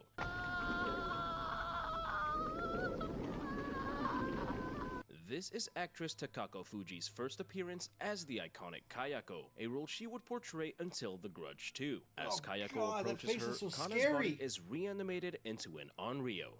The pair then proceed to tag team Hisayo into the underworld. Not the The table. next short film is titled 10 Fours. The number 4 is considered unlucky in Japanese culture as it sounds just like the word death. Multiply that by 10 and you've got yourself a pretty creepy Japanese title on your hands. We are Shiju. Introduced to a character Jushi. named Tsuyoshi, a young student who, while riding his bike, finds a ringing cell phone on the side of a building. The caller ID shows the number 10 Fours and Tsuyoshi answers the call. He hears a cat meowing on the other end and has a full-blown conversation with the cat. He then asks if the person on the other end is watching him and gets a truly haunting reply.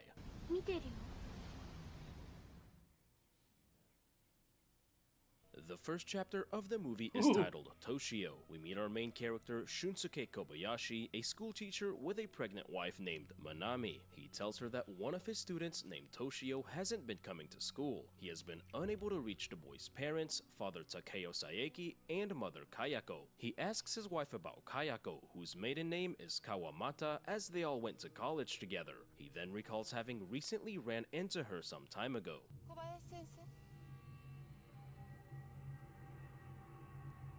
She doesn't remember much about Kayako, but describes her as being a creepy girl. The next day, he visits the Saeki residence and meets with Toshio, who is alone in the house. Toshio appears very weak and looks like he has been abused. He has several bruises on his face and cuts on his knees. This is why Toshio's ghost is often seen scratching his knees. At this point, Kayako and couldn't tell he was Toshio scratching. I are thought he was just, already like, dead. rubbing his fingers on it Kobayashi is now in a cursed. creepy manner. Kobayashi takes out a creepy drawing made by Toshio and asks him where his parents are. As Kobayashi stares aimlessly out of the window, Toshio proceeds to meow like a cat. Toshio meows just like a cat because his spirit is forever linked with his cat Mar.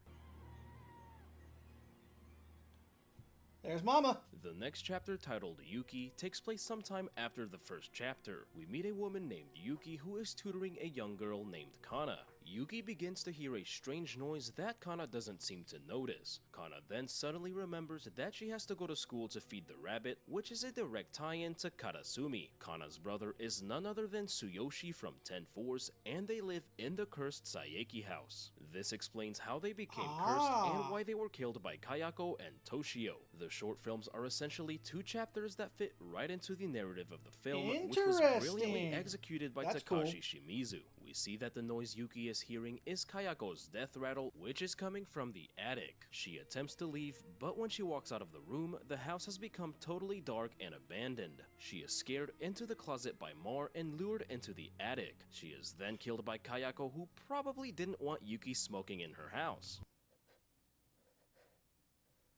Oh, fuck. This is scary. Tsuyoshi Ah, then leaves Jesus! the house on his bike, That's so unknowingly scary. riding to his death in 10 Fours. The next chapter follows a young schoolgirl named Mizuho as she looks for her boyfriend Tsuyoshi after school. Mizuho is portrayed by actress Chiaki Kuriyama, who would later have roles in Battle Royale and Kill Bill Volume 1, both in a more lethal capacity.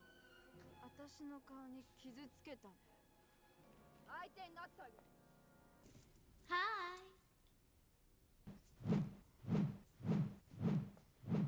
Actor Yoji Tanaka, cool. who portrayed Toyama in Ju-on the Grudge, also appears in Kill Bill Volume 1 as one of Oren Ishii's guards. She finds his What an bike interesting duo. and cell phone in front of the school, but as we know, he has already fallen victim to the curse. A teacher tries calling for him over the school's PA system, but I don't think he can hear that all the way from the underworld. The teacher, who looks like she absolutely hates her job, goes looking She's for not yelling loud Tsuyoshi enough. and leaves Mizuho alone in the classroom. She calls his mother, who says that he hasn't made it home yet. She tries turning on the lights, and we see that she is being stalked by Toshio. After receiving a call from the number 10 Fours, she is killed, just like Tsuyoshi. Aw, it's like Romeo and Juliet, but instead of choosing to die together, they were unwilling victims of an unstoppable curse. Not quite as poetic, I suppose. We never saw Mizuho close step enough. foot inside of the cursed house, but being that they were in a relationship, it's pretty safe to say that she became cursed by interacting with Tsuyoshi. The moral of the story Damn, that's the worst. She didn't even set foot in the house. It was just because she was dating the poor guy.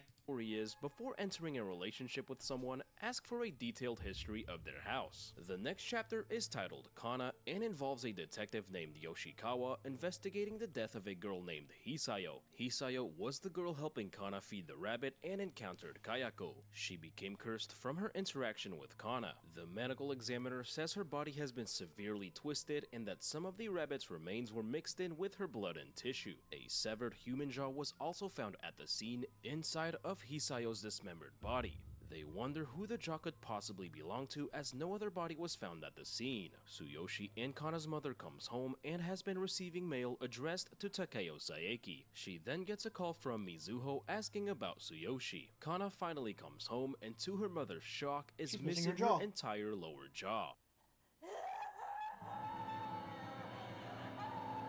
I think it was- The entire scare factor of this scene relies heavily on the mother's terrified reaction. Being a low-budget TV Yeah, the movie effects released aren't really in that the year great. 2000, the CGI wasn't all that great, but the reaction totally sold it for me. In Karasumi, we see Hisayo defensively holding up a trowel as Kayako and Kana are approaching her. It's very possible that she used the tool to defend herself and severed Kana's jaw in the process. This is never She confirmed severed and the jaw of it's a just my ghost? speculation, but I think it's a pretty cool one. The next chapter is titled Kayako, or according to the person who made the subtitles, Ayako. Ayako. Kobayashi is still inside of the Saeki residence waiting for Toshio's parents to come home. He talks to his wife over the phone and tells her he is going to be late. He pieces together a torn picture of the Saeki family, which has Kayako's face creepily cut out. In the bathroom, he gets a brief glimpse of Takeo's hands right after killing Mar. Right before he entered the house, he stepped on a piece of cardboard which had Mar's mutilated remains right beneath it. He goes back into Oh, the no. living room and Toshio is no longer there. As he walks up the stairs, we hear Toshio having an eerie conversation with his mother's spirit. Here he says that his father killed Mar and left the house for good.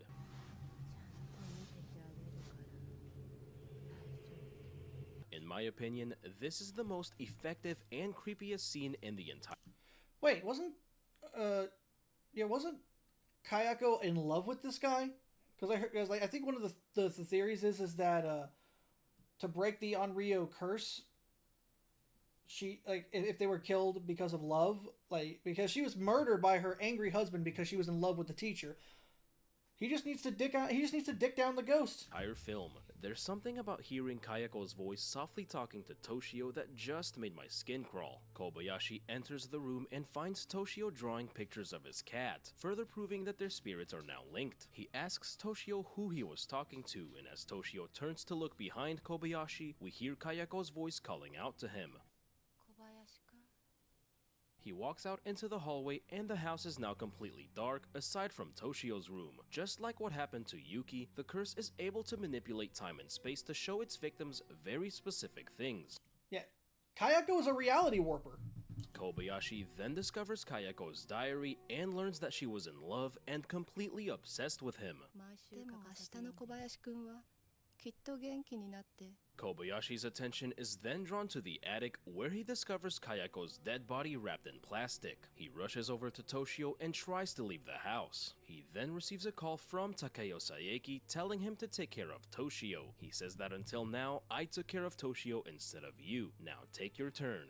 This shows that Takeo believes Toshio is actually Kobayashi's son. This also proves that at the time Takeo left the house, Toshio was still alive. In one of the series' darkest moments, Takeo tells Kobayashi that his baby girl was born. He realizes that Takeo has just murdered his wife and took out his unborn child. In his last phone conversation with his wife, Manami told him that someone just came over. She was referring to Takeo right before he brutally kills her. Toshio then picks up the cell phone and begins talking to Kayako. In the first rendition of the series' most infamous scene, Kayako crawls down the stairs in all of her croaking and bloody glory. That's scary, but the other one is scarier. A petrified Kobayashi retreats to the front door and Kayako calls out his name one last time before taking his soul, making Kobayashi the very first unfortunate victim of the curse. This is the first and only time that Kayako's spirit has ever spoken. Even though Kayako loved Kobayashi, she kills him simply because he has become another victim of the curse. The Ju-on curse, just like a virus, has no prejudice and kills all those it comes into contact with. When Kayako calls out to Kobayashi, there is a lot of pain and remorse in her voice. Even as a vengeful ghost, there was probably a part of her that still remembered the love she had for Kobayashi. I believe that she used the very last bit of humanity she had left to call out to him one last time. After his phone call with Kobayashi, Takeo runs out into the street with the unborn baby inside of a plastic bag. Jesus! Truly crazed Takeo proceeds to throw and smash the bag around. A white trash bag suddenly starts to move and crawl towards him. The trash bag contains none other than the spirit of his wife, Kayako.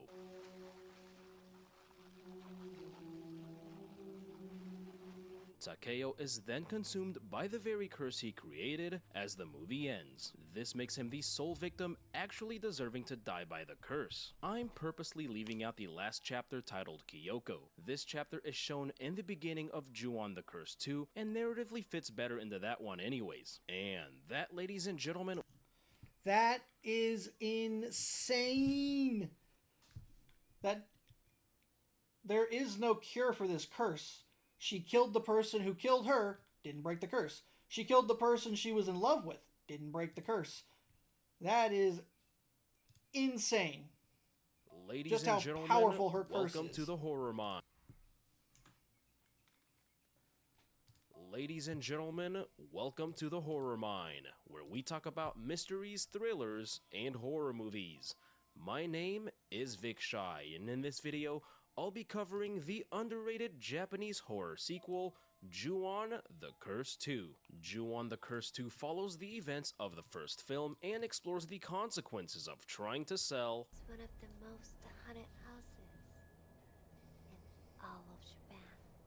I'll be going over the events that take place throughout the film, explaining the ending and how it connects to the sequel, Ju-on the Grudge. Ju-on the Curse 2 has some of the creepiest and most unique imagery in the entire franchise. It is also by far the most underrated. So without further ado, sit back and relax and join me as we continue to explore the deadly curse in Ju-on the Curse 2.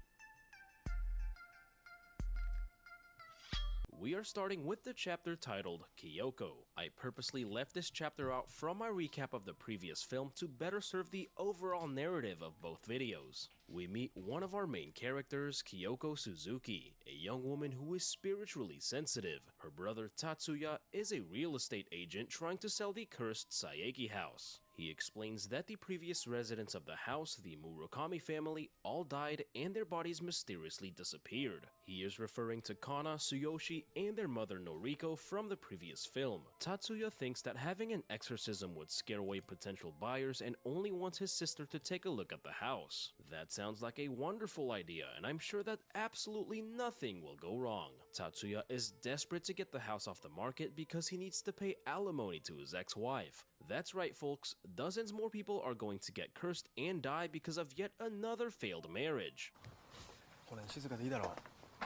Yeah, that's because everyone's, dead. They enter the cursed house and Kyoko finds mail addressed to Takeo Saeki. Kayako's murder and the events of the previous film occurred in 1995. The events of this film take place 1 year later in 1990. 6. year Kyoko I is was lured born. upstairs by an ominous noise and briefly sees the spirit of Kayako Saeki. She senses that something is terribly wrong with the house chill and at my asks her spine there. brother for a bottle of sake. Kyoko drinks and immediately spits out the sake. She says that before selling the house, he must ask the potential buyer to drink the sake. If they say it doesn't taste good or spit it out, the house is too dangerous for them. Kyoko says that sake reacts differently to the presence of spirits. She then runs out of the house terrified. Tatsuya's son, Nobuyuki, is watching TV alone in their apartment. The woman on the TV has a knife held to her throat and suddenly begins staring directly at him. The TV suddenly shuts off and a ghostly hand appears right behind him. Sometime later, Tatsuya tells Kyoko he sold the house to a married couple, Mr. and Mrs. Kitara. He says that they drank the sake, but everything was normal. Tatsuya also drank the sake in an earlier scene, but didn't react to it. I believe this shows that the curse is so powerful that it can somehow mask its spiritual presence. You ain't tricking these ghosts. He then asks if Kyoko can check on Nobuyuki, who has been behaving strange lately. I love how he tries like his an best army to of be monk- discreet while his secretary I get the feeling that to purge the Kayako Saeki, the Saeki house, I'm sorry, not the Kayako house, it's the Saeki house, of Kayako, Toshio, and Mars, and I think even all the other poor damned souls there, you'd need an army of monks across the entire world, an army of priests across the entire world, all kinds of very seasoned religious leaders to just go in and start blessing the fuck out of that house. Excuse me. And only then, I think, would you successfully be able to purge that house.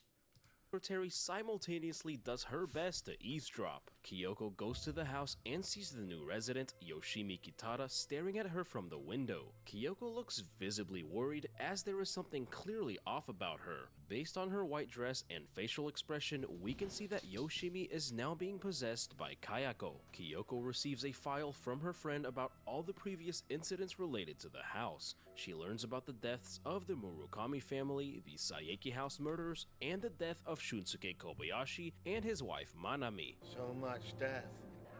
What can men do against such reckless hate? She drops the folder off at Tatsuya's office and goes to check on Nobuyuki. This is where we learn that Tatsuya and Nobuyuki have recently moved into the same apartment that the Kobayashis previously lived in, number 205. As she approaches the apartment, that one's Kyoko cursed. feels something ominous. She enters the apartment and it is clearly affected by an evil presence. She finds an Ofuda, which is a sort of Tablet or amulet on which is written the name of a deity.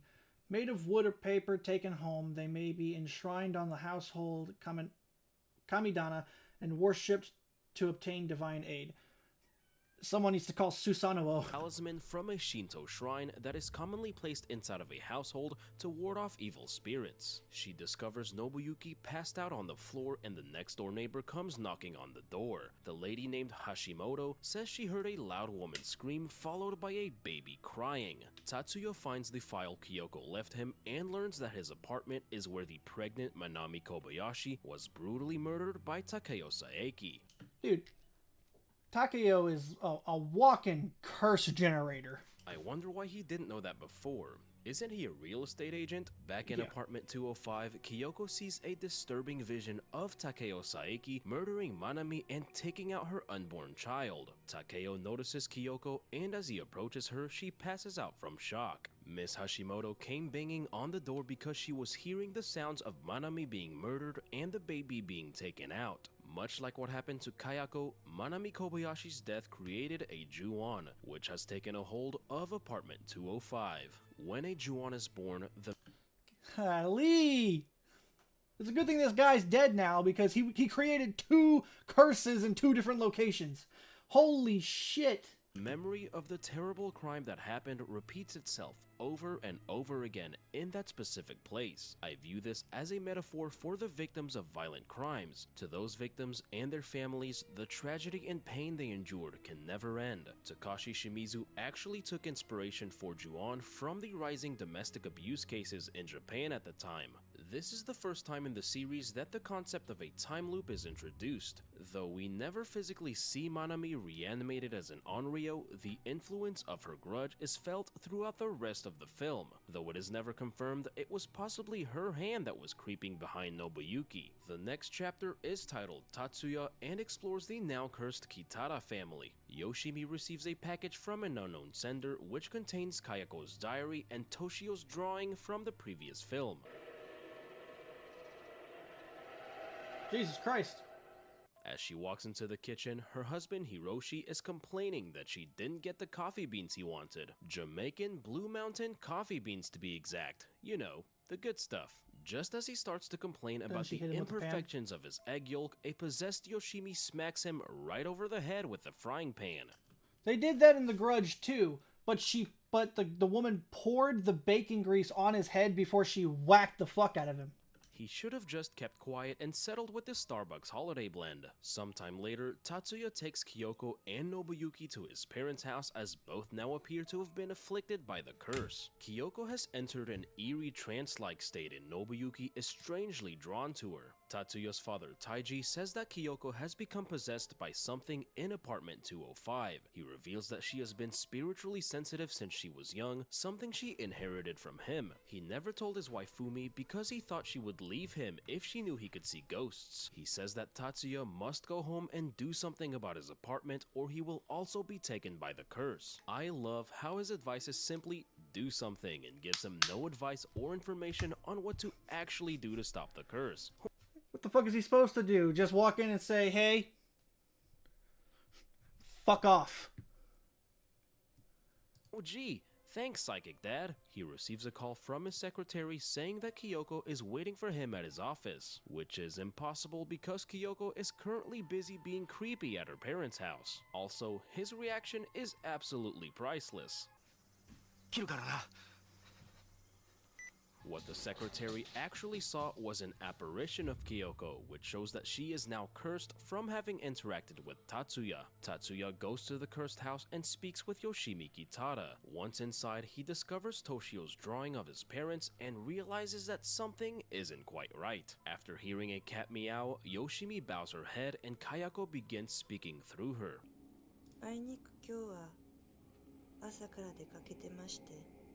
Now, this is where the movie gets pretty crazy and we get some of the scariest moments of the entire franchise. Back at the grandparents' house, Fumi begins laughing hysterically and Taiji hears a cat meowing in another room. He sees Toshio's face creepily poking out of the floor and Grandma Fumi literally laughs herself to death. She got jokered. Kyoko is now fully possessed by the spirit of Manami Kobayashi and is cradling her undead baby in her arms. Tatsuya discovers Kayako Saiki's diary and receives a call on his cell phone. He hears a cat meowing on the other end, but no worries, it's just Toshio prank calling him. Yoshimi approaches Tatsuya and reveals herself as Kayako before killing him. Both Suzuki grandparents are now dead, and what follows is perhaps one of the most unsettling things I have seen from this franchise. Kyoko has fully been taken over by the curse and has turned into an Onryo. She is violently waving her head back and forth while holding the undead baby as Nobuyuki quietly watches in the corner. The sound of her hair repeatedly hitting the floor is what disturbed me the most about this scene. So it's basically a Toshio and Kayako 2. She's been possessed by a different ghost, but it's affecting both her and her son. Damn. Wait, so Kayako and Toshio are on, I wouldn't say living, because they're not living, they're dead. They're Onryos in the house. And then, of course, there's the mom and the unborn baby in 205. And then this mom and her son at her parents' house. Good lord. God damn it, Takeo. You created 3 curses. You fucking monster.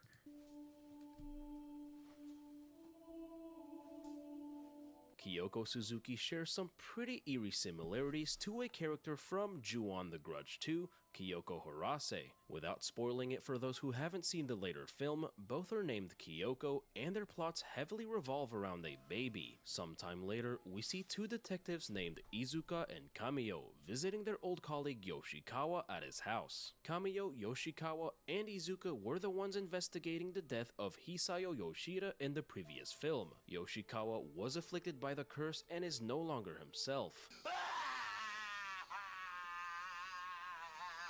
One day, the pair of detectives are watching Nobuyuki walking to school. Detective Kamiyo begins to connect all the deaths and disappearances linked to the Saeki house and apartment 205. He shows Izuka a photo of Yoshimi Kitara that was taken by Detective Yoshikawa. In the photo, Yoshimi's face closely resembles that of Kayako Saeki. Realizing that something supernatural and evil is involved, he burns the picture and says that he no longer wants to be a part of the case. Detective Yoshikawa's wife goes to check on him and discovers his dead body. Kayako's face appears in the ceiling and kills her as well. And discovers his dead body. Kayako's face appears in the ceiling.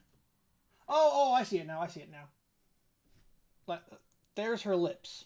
And kills her as well. While looking at a photo of Kayako, Detective Izuka is told by a female officer that he has a visitor waiting for him. She notices the picture of Kayako and says that she is the one asking for him. He tells her that Kayako is already dead and we see her ghost walking into the room behind them. Detective Kamiyo runs out screaming and terrified, having seen Kayako's ghost in the room. Izuka and the female officer both go into the room and their fates are left unknown. While we never actually see their deaths, I believe that they died the moment they entered the room. The room appeared pitch black and the way they entered the room made me feel that they walked right to their deaths. Kayako suddenly pops out from underneath Kamiyo and kills him. That was honestly one of the scariest jump scares I have seen in a while. Her face is funny though. The next chapter is titled Nobuyuki, and if a chapter is titled after you in a Ju-on movie, it ain't looking too good. Nobuyuki is staring out of a window at school as his classmates are playing behind him. He sees Kayako standing outside in the rain, waiting to pick him up from school. She crawls right into the classroom that is now completely empty and dark. The curse seems to have transported him into a darker dimension as Kayako begins chasing him. She multiplies herself to trap him into a corner and takes his soul. Nobuyuki's skin has turned completely white, and we see Kayako seemingly holding him in her arms in the corner of the classroom. We also see dozens of Kayako clones outside of the classroom and in the rain. Do you not understand just how powerful she is? And I'm gonna see if I can find any of these things. Hold up, I had pictures of them. See if I can find them on a. I deleted them because I made a video earlier. Classic horror VHS. Let's see if I can find. See if I can find that, and I'll pull it up. No. Stop dropping it on this page.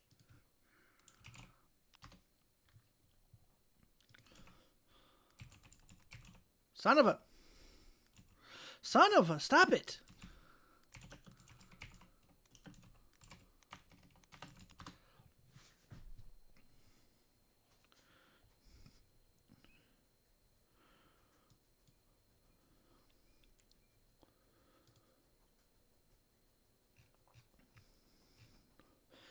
Look at this. This is which of these horror icons would win the fight. They picked Roy from Friday the 13th Part 5. When Kayako is right the fuck there. A literal reality warper is right here. And she is the third most voted under a fucking paramedic. Are you fucking kidding me? This isn't the only time. There's been other ones as well. Yeah, I voted in these. Would win the fight. Fucking Michael Myers.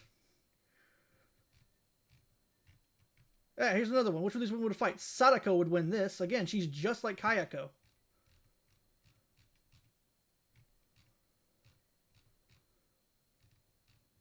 Yeah, I voted in a few of these. Yeah, who would win this? Very slight win with Darth Vader, but yeah, he would win. Oops. Where is it? I know there's another one on here that has Kayako on here and nobody voted for her. because they're out here thinking that fucking Jason Voorhees would win a fight. Like this one too. Who would win the fight? Jason Voorhees from Part 2, who is a human. Here's another one who would win this fight. That one actually, thinking about it, Pinhead might win that fight, thinking about it. Yeah, Pinhead's pretty powerful. I think I just picked Sadako because I thought she was the most powerful on there. Would win the fight. I picked Damien Thorne because he's the literal son of the devil. Yeah, here it is. Here's another one. Who would win the fight? Oh, I actually voted for Kayako, even though I don't remember Sadako being on this. And she got the least amount. But in reality, the two that have the least amount of votes are the most powerful ones on this list. Like, Jesus fucking Christ.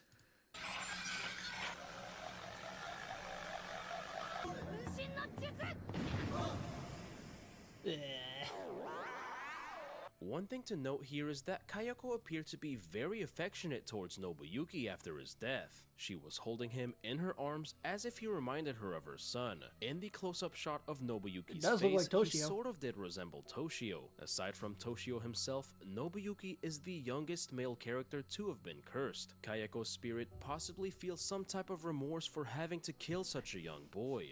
A similar type of affection was shown when Kayako called out Kobayashi's name before killing him.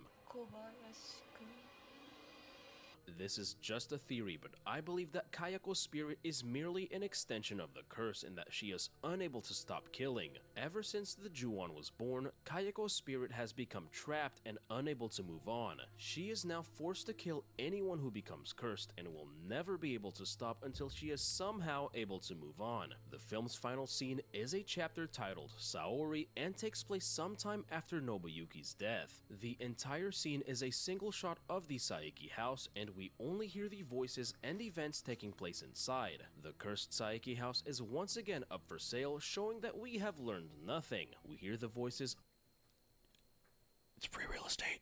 Of a group of girls inside of the house, though only two are named, Saori and Izumi. A woman briefly approaches the house and quickly walks away. This is possibly the same woman from the very first scene of the previous film. We hear one of the girls finding the same woman from briefly approaches the house and quickly film. We hear one of the girls finding and drinking from a bottle of sake. This is the same bottle of sake left by Kyoko and Tatsuya Suzuki. Just like Kyoko did years ago, the girl reacts negatively to the sake. We then hear Kayako's death rattle and a cat's meow as the movie ends. This scene is a direct link to the movie's sequel, Ju-on: The Grudge. There were actually 4 schoolgirls that snuck into the Saeki house: Izumi, Saori, Ayano, and Chiaki. Izumi became frightened, possibly after hearing the death rattle, and ran downstairs. She briefly encountered her father, Detective Toyama, in a time loop before running out of the house. Detective Toyama then went upstairs and witnessed the deaths of the 3 remaining schoolgirls.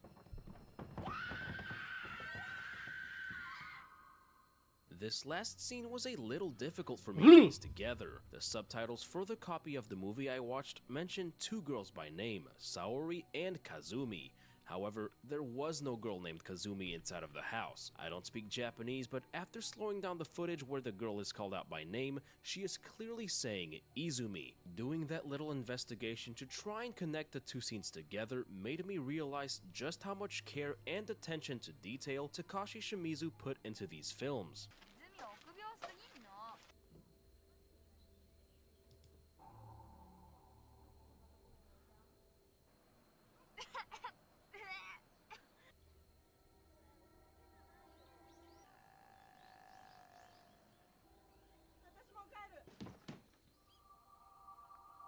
Poor girl. She's very cute, too. And that, ladies and gentlemen, was... Now we can get to The Grudge. I'm sorry, I watched this one first. Ladies and gentlemen, welcome to the Horror Mine, where we talk about mysteries, thrillers, and horror movies. I'm your host, Vic Shy, and this week, my friends, I will finally be facing my fears and childhood trauma as I go over the 2002 Japanese horror film, Ju-on: The Grudge. Directed by Takashi Shimizu, Ju-on: The Grudge is the theatrical adaptation of his direct-to-video film, Ju-on: The Curse. This is it, my friends. This is the film that gave me me endless nightmares as a child and to this day. Just ask my bed sheets. The film is told in non-chronological order through 6 chapters that all relate to one another. I'll be going over the events that take place throughout the film and explaining its ending, all while facing my fears and hoping that I'll be able to sleep tonight. If you enjoy this video, Nah, who needs sleep when you can have nightmares? make sure to click the like button as it lets me know you support me in my quest to overcome my fear of ghostly women with long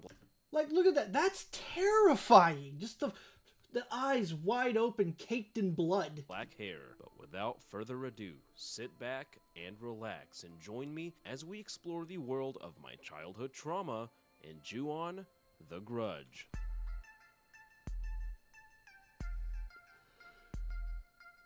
Our movie begins explaining that Ju-on is the curse of one who dies in the grip of a powerful rage. It gathers and takes effects in the place that person was alive. Those who encounter it die, and a new curse is born. We then see some really creepy footage of a deranged man committing a heinous crime. This scene is accompanied by an eerie and unsettling piano tune that leads into the title sequence.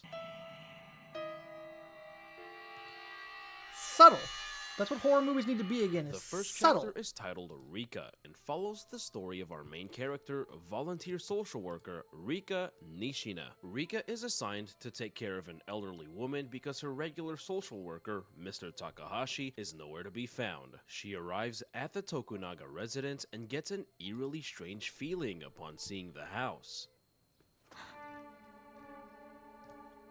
She enters the very unkept house that looks like it hasn't been cleaned in what I would normally say months, but it only takes a couple of days for my own house to look like that. She meets the elderly lady Sachi Tokunaga, who seems completely out of it and doesn't say a single word. While cleaning up the house, she finds the crumbled and torn photo of the family from the very first scene with the woman's face missing. She heads upstairs to clean some more, and I instantly noticed some leek stalks in the corner that made me think of Farfetch'd from Pokemon. Yes, I have issues. I didn't see She him. hears a scratching noise in the next room that seems to be coming from inside of a closet that is completely taped shut. Leave the closet alone, Rika.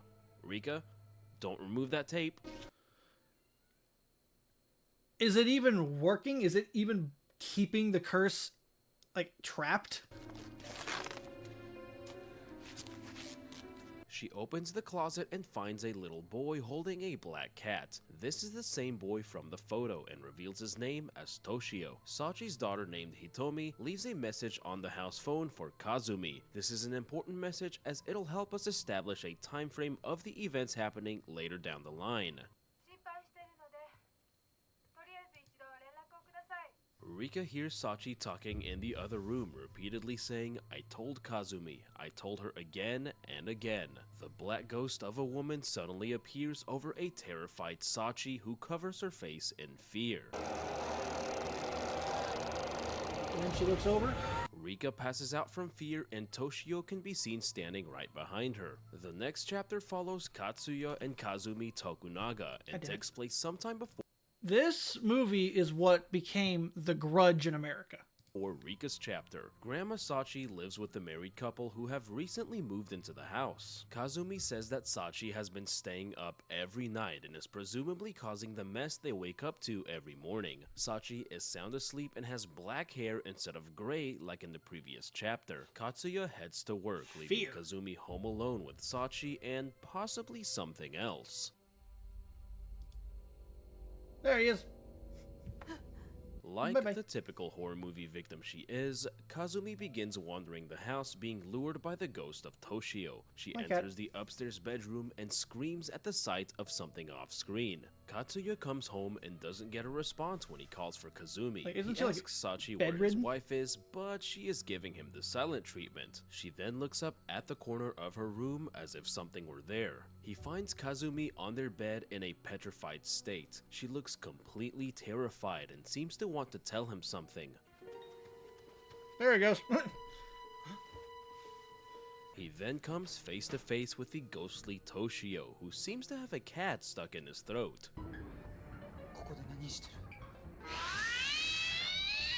Kazumi suddenly begins gasping for air And then she seemingly dies out of nowhere. Katsuya starts to bite his nails, similar to the deranged man in the beginning of the film, and a darkness looms over him as he now appears possessed. His sister Hitomi arrives at the house, and Katsuya carries his wife's dead body into another room. She finds her brother sitting on the stairs with a roll of duct tape in his hand. He tells Hitomi to leave as this isn't a very good time and begins whispering something.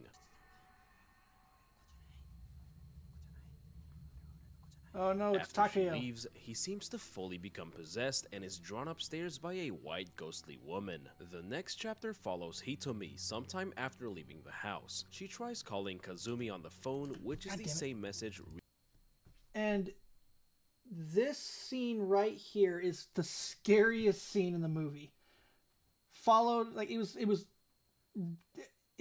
implemented in the American Grudge too, and it's terrifying. Rika receives inside the house.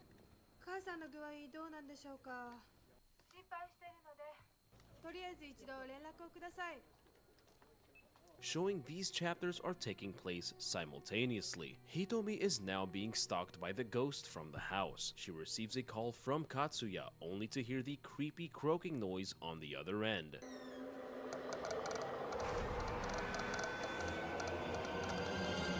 She rushes out and alerts a security guard of what she saw. Unfortunately, the security guard wasn't equipped with the Poltergust 3000 and gets drawn into the bathroom I don't know if he was killed though. to his death.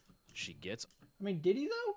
onto the elevator, and Toshio can be seen creepily Every floor. stalking her on every floor. Back in her apartment, she gets a call from Katsuya, who says he is in the front of the building. He makes it to her apartment on the 7th floor in an instant, which she doesn't think twice about.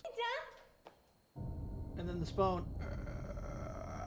She runs into her room and hides under the most trusted method of defense known Yeah, the boogeyman can't get me under my blankets. to man, the blanket that I myself am currently wrapped in. She tries the tried and true method of turning on the TV to change the mood, but it doesn't work out so well.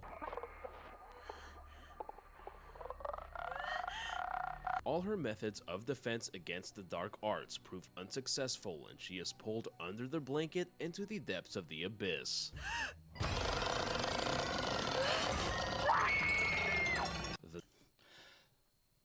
That is scary. Next chapter, titled So good. Toyama, continues Rika's story after she is discovered by her supervisor in a petrified state inside the house. The police arrive at the house and locate the dead Oh bodies of no, how many guys we seeing right here? state He's inside the cursed. house. The 2, 4, 5. I count 5 cursed men just trying to do their jobs. My God. police arrive at the house and No. locate the dead bodies of Katsuya and Kazumi in the attic. Rika is now at a hospital and seems to have fully recovered.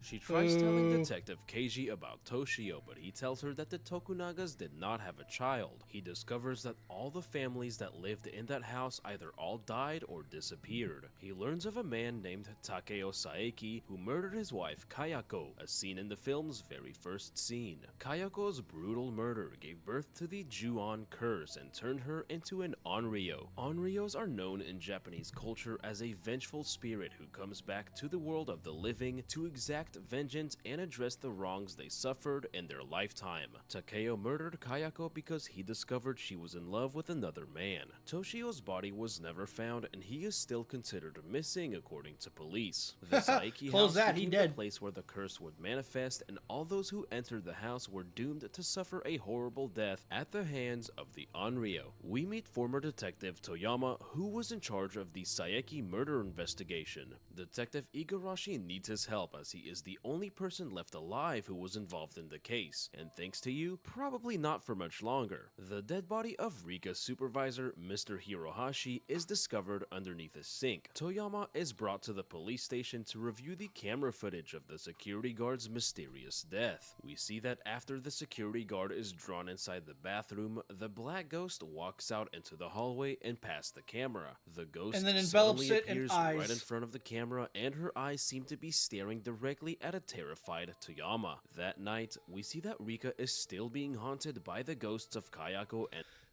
Just imagine that. You're just laying there and whoop, hello, and there's a little boy rubbing his legs at your feet. It's like, golly! Toshio in a terrifying scene that appeared to portray some type of sleep paralysis. Toyama heads to the cursed house and plans to burn it down. He is interrupted by what appears to be a vision of a separate moment in time that occurred in the house. Yeah. This time is the future. He's seeing the future. He comes face to face with a... That's his daughter. That little girl you just saw him with. Right here. Toyama. This little girl is his daughter. A face with a student. That's his daughter. Like 6 years in the future. Named Izumi, but it is unclear if she also sees him or not. He goes upstairs and sees 3 other students inside of the bedroom. They are lured by something off screen and all begin to scream.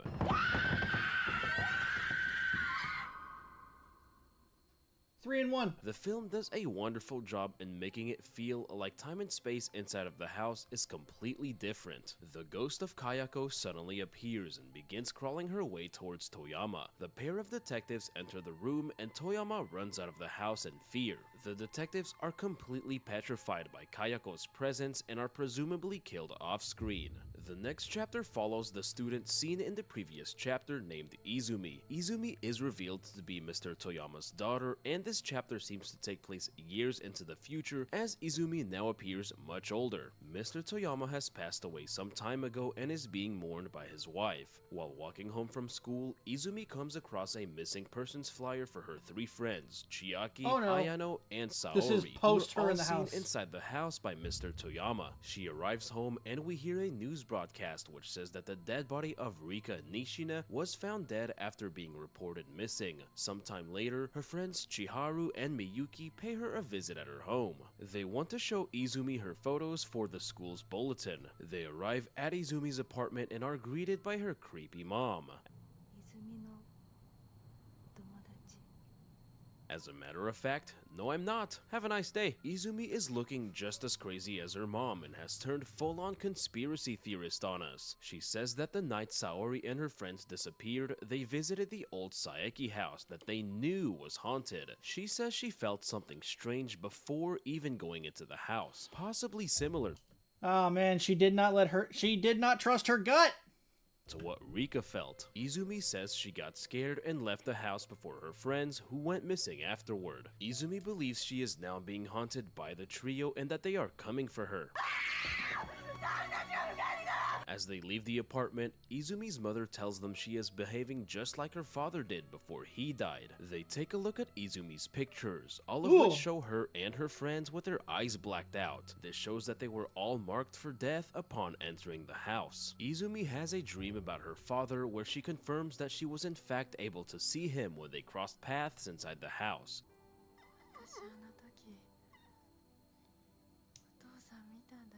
Showing that the space-time continuum is all sorts of jacked up in there. She wakes up from her dream to a jump scare that scared the crap out of me. Ooh. She is chased by the ghost of her 3 friends and does her best to barricade a sliding door. Izumi is Hey, you gotta try something. It's like putting... It's like that scene from Abbott and Costello Meet Frankenstein where they put a bed in front of the door, but the door opens outward away from them. suddenly grabbed by Kayako from behind and dragged into rock bottom.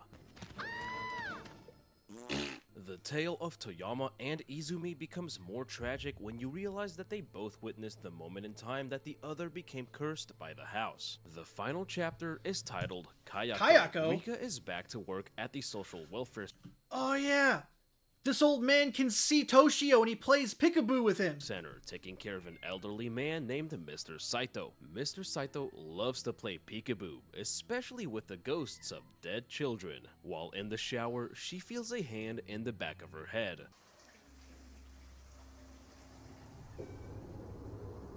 This is the scene where I vowed never to close my eyes in the shower again, no matter how much shampoo got inside them. Let it burn. She goes out to lunch with her friend Mariko, who is a school teacher. She says that one of her students hasn't shown up to school even once, and she can't get in touch with the parents. Rika then gets spooked by Toshio, who was hiding underneath the table. That night, she has a nightmare where she is surrounded in bed by several black cats. She is woken up to a phone call from Mariko, who says that she is at the house of the boy who hasn't shown up to school. Rika hears a cat in the background and realizes that Mariko is talking about Toshio.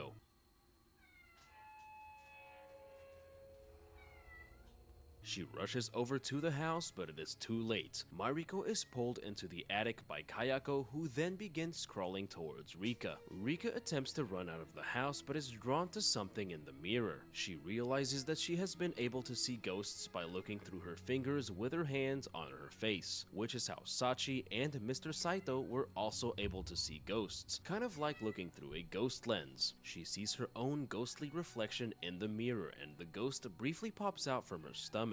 The film's final scene is undoubtedly its scariest, yeah, the scene that I keep pausing at, and most unsettling. Kayako Saeki emerges from the upstairs bedroom and slowly begins to descend down the stairs. She is covered in blood and wrapped in a plastic bag. This is the way she was left after being murdered by her husband. Her trademark death rattle is replaced with a truly unsettling and ghostly moan as she gets closer and closer to Rika.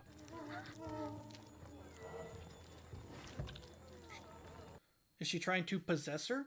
Well, no, earlier they said that she died.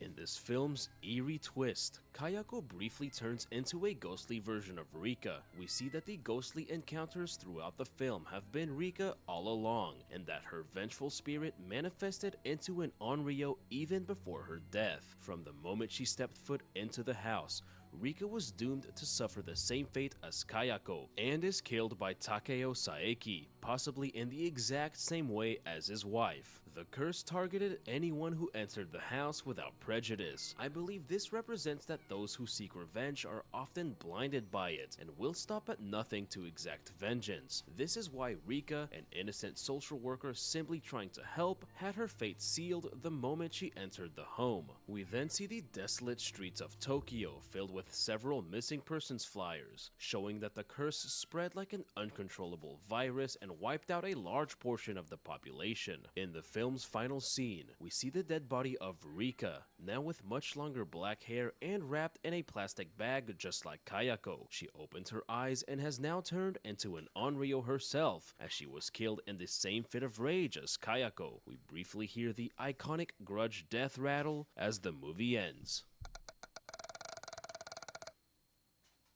And that, ladies and gentlemen, golly, it's a plague like cancer. It just destroys without any kind of prejudice. It doesn't care.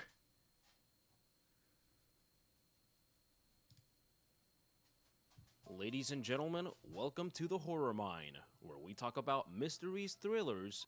Oh, this is one. He did it twice. Okay, Ladies and gentlemen, welcome to the Horror Mine. My name is Viksha. If I remember correctly, because the Ju-On series was also turned into a manga. If I remember correctly, I think in one of the Ju-On stories it was either a movie first and then a manga, or a manga and then a movie. Kayako was actually reborn. Like, literally, she invaded a pregnant woman's unborn baby and placed her soul in it. And this is the Scare Score, where I break down horror movies and rate them on how scary I think they are. In this special HHM Halloween Horror Mine Season Scare Score episode, I'll be going over the 2003 Japanese horror film Ju-On: The Grudge 2. I'll be going over the events that take place throughout the film and rating the scares on how scary they are or attempt to be. This is the sequel to Ju-On: The Grudge, one of only 3 films to earn a perfect 100% scare score. But how scary is it? Sit back and relax and join me as we explore. Oh, okay. So last time so the ones from a few years ago was just him reviewing it. Now he's giving him scare scores to how scary they are. Ju-On: The Grudge 2 and tally up the scare score. If that poster doesn't scare you, nothing will. Look at that.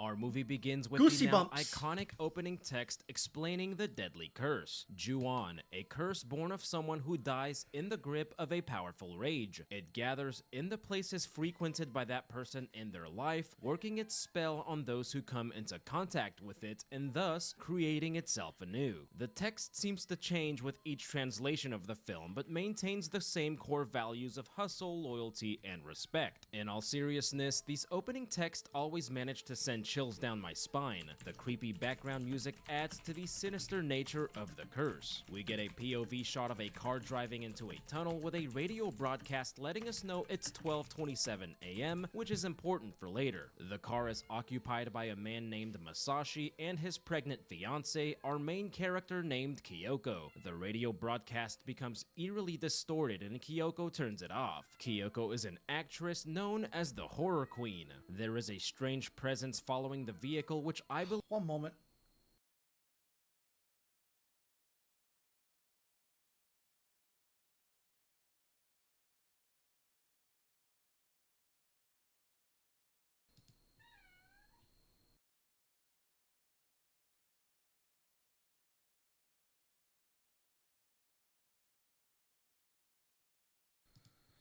believed to be the unseen embodiment of the curse itself. Masashi accidentally runs over a black cat that fans of the series will recognize as the Saeki family pet named Mar. Kyoko looks down and sees the small ghostly feet of Toshio Saeki. They drive away, still— Wait, why are they cursed already? Being followed by the curse. Toshio suddenly appears and is grabbing the steering wheel. He and Masashi fight over control of the car, and this just turned into the Fast and Furious Toshio Drift. The car crashes, leaving the couple unconscious. As Kyoko comes to, multiple handprints appear on the windshield, and we hear a cat meow. Kyoko calls out to Masashi and discovers she is bleeding in an undesirable area for pregnant women. She screams out in horror, and the film's title— Oh my god, my damn cat will not stop meowing. You just ate dinner! I gotta go see what she wants. I'll be right back.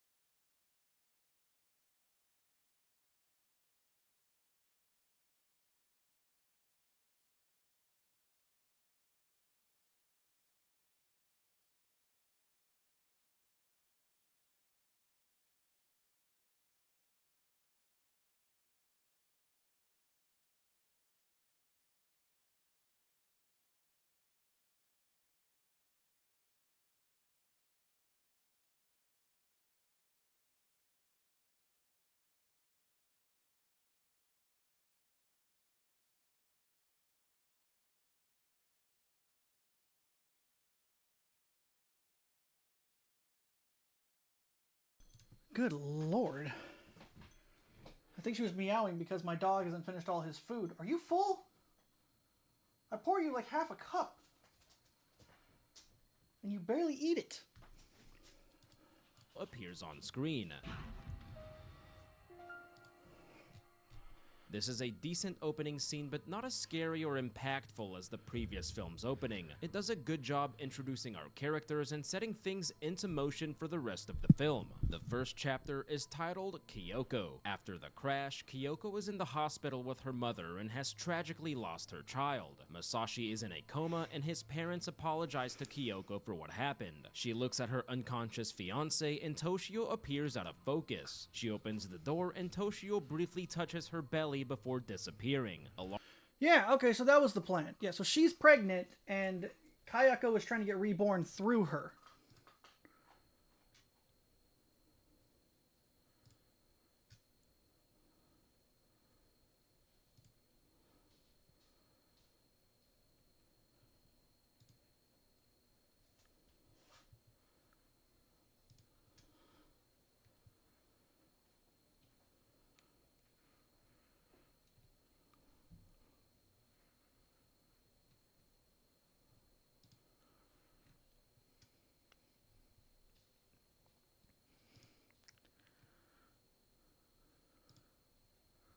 Alarmed by his appearances, she asks if her mother ever had another child. Her mom says Kyoko is her only child and that their family have only ever given birth to women. This leads Kyoko to believe that Toshio may be the ghost of her unborn child. Sometime later, Kyoko finds herself in a dark abandoned part of the hospital. The atmosphere is mildly creepy, but this turns out to be a shoot for one of her new movies. 5 high school girls walk into the room and one screams out in fear. The girl is Chiharu, Izumi's friend from the previous film. She's only an extra and wasn't supposed to scream. She saw something that scared her when looking at Kyoko's stomach and then passes out. Kyoko goes to the doctor and it turns out that she is still pregnant and healthy. She is taken aback by the shocking news and thinks about Masashi. She falls asleep and wakes up at night by the sound of her mother calling her name. She goes downstairs and finds her mother asleep in the living room with the door open. She shuts the door and sees Toshio and the reflection standing over her mom. She tries waking her mother up, but soon realizes that dead people don't ever wake up. I think her mom passed away while Kyoko was asleep. Her mother's spirit moving on was most likely the voice that woke her up in the first place. Toshio then appears via jump scare, putting an end to a pretty underwhelming first chapter. This chapter was pretty heavily focused on Toshio, who's never really been scary to me. Not a great way to start the film off, but the scare factor picks up considerably in the next chapter titled Tomoka. We meet a television show host named Tomoka rehearsing her lines for an upcoming show. She hears a constant thud noise on her wall, seemingly coming from next door. The noise becomes louder and knocks her coffee cup over. The notebook she was writing in then briefly turns into Kayako Saeki's journal. This is a really trippy scare scene that introduces more of the weird reality, time, and space bending aspects of the curse. We then meet the show's hairstylist Megumi and director Keisuke. We learn that the guest actress on the show will be Kyoko. Keisuke says they finally found the infamous haunted house located in Narima Ward, referring to the cursed Saeki house where they will be shooting in. Tomoka comes home and sees her boyfriend Nori in the living room. She notices his shoes aren't there and we see his body is actually hanging before disappearing. The real Nori then rings the doorbell and lets himself in. She tells him about the strange noise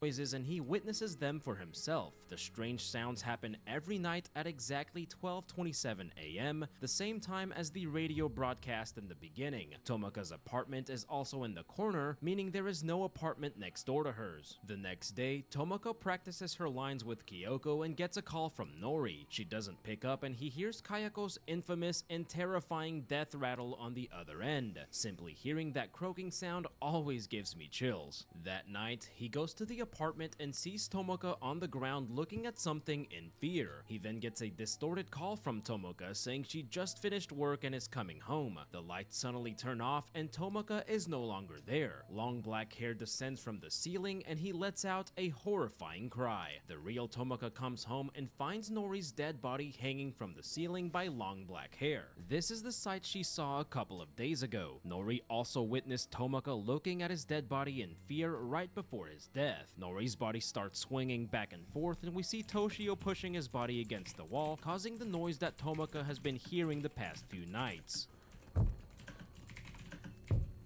Kayako's head lowers from the ceiling and she wraps her hair around Tomoka's neck. Both of their bodies are now banging on the wall as Kayako's terrifying face is seen on the ceiling. Kayako is a great mom because she'll find ways to entertain her son even in death. The clock with the clown that's What a good mom.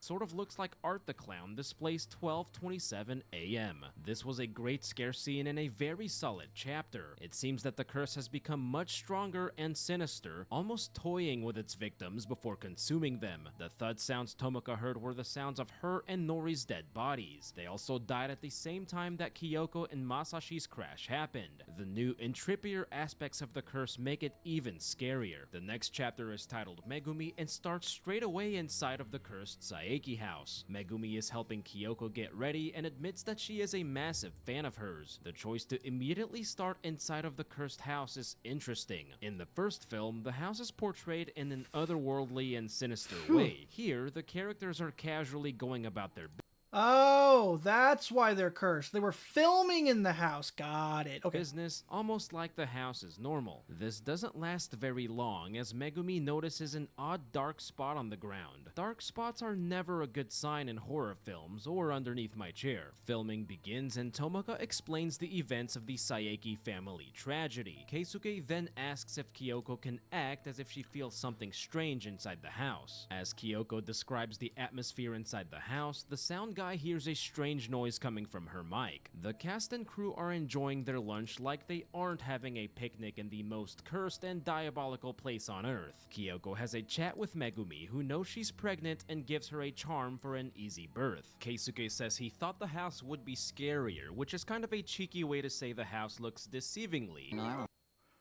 I thought the house would be scarier. Just you wait.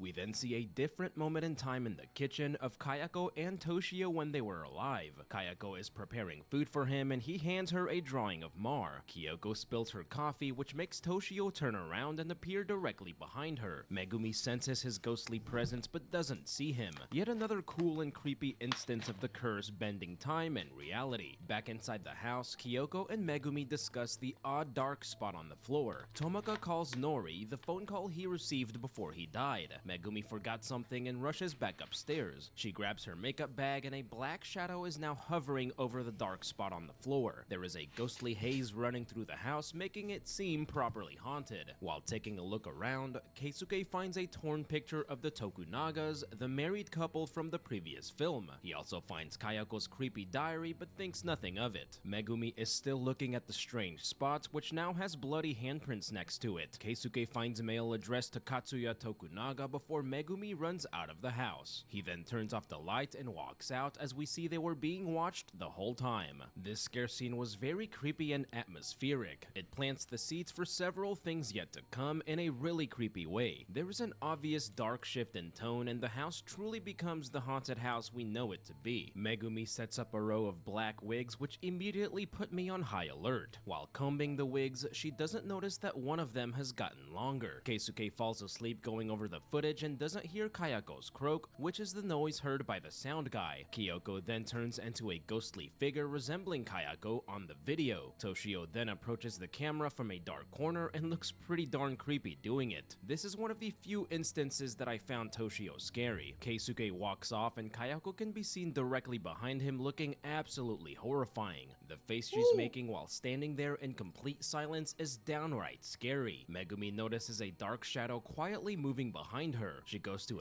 Oh no, the wigs! It's gonna be the wigs! investigate and the long wig falls on Fucking said it! the floor. She looks behind the curtain and sees the same dark spot from the house. The wig suddenly comes to life and starts moving towards her. Megumi retreats and starts scratching the floor just like Kayako did before she died. The dark spot turns out to be the blood that seeped into the floor where Kayako died. Megumi finds herself covered in blood, reliving Kayako's painful last moments. Kayako emerges from the wig covered in blood and consumes the poor Megumi. This is an excellent scare scene that continues the film's use of clever clever and creative scare devices. Tomoka's chapter had the thumping noises, and this one has the dark spot where Kayako died and the wig. Each chapter feels uniquely scary because of it, while still having Kayako as the central part of each scare. The next chapter is titled Keisuke and continues Kyoko's story after her mother's passing. Her mother's spirit briefly appears before disappearing. While visiting Masashi in the hospital, she drops her charm and he suddenly grabs her hand. Masashi is awake but is now dressed up as Hector Salamanca for Halloween. She puts his hand on her belly and he starts to shake. Probably not the reaction she was expecting to the "I'm still pregnant" news. Keisuke arrives and the two discuss the strange occurrences that took place after Doesn't he get launched off the roof? they all entered the Saeki house. He says that the entire crew have either died or gone missing. He heard Megumi screams from the makeup room and she disappeared when he got there. He drops her off home and they see Megumi's spirit entering her house. They follow her inside and Megumi appears before Keisuke holding Kayako's diary. He asks if she's really Megumi and she says, No! This is Patrick! Before jump scaring him and dropping the diary on the floor. Kyoko picks it up and sees the dark spot on the ground. Keisuke realizes it belongs to Bloody ass prints. Kayako and they head to the office for the exposition dump section of the film, explaining the Saeki family tragedy. He believes there is a reason Kyoko hasn't been consumed by the curse yet and plans to return to the house. Kyoko falls asleep in her living room and the dark spot appears on the floor. Keisuke is making Kayako, stop bleeding all over the floor. It's rude. Copies of the journal and the machine starts printing on its own. The initial pictures are all black but slowly start to reveal Kayako's face. He shuts off the printer and as he walks off, Kayako's massive face can be seen. This was a brief but terrifying scare scene. There was so much tension. He shuts off the printer and as he walks off, Kayako's There she is. Reality warping. Massive face can be seen. This was a brief but terrifying scare scene. There was so much tension built up with each picture that came out of the printer in a scare that was expertly executed. Kyoko is still fast asleep as Megumi's spirit slowly emerges from the dark spot. She reaches out to Kyoko but her mother's spirit saves her. A decent scare scene, but Megumi doesn't really work as an Onryo for me because a ghost shouldn't wear a striped sweater. She heads back to the Saeki house and Kayako can be seen.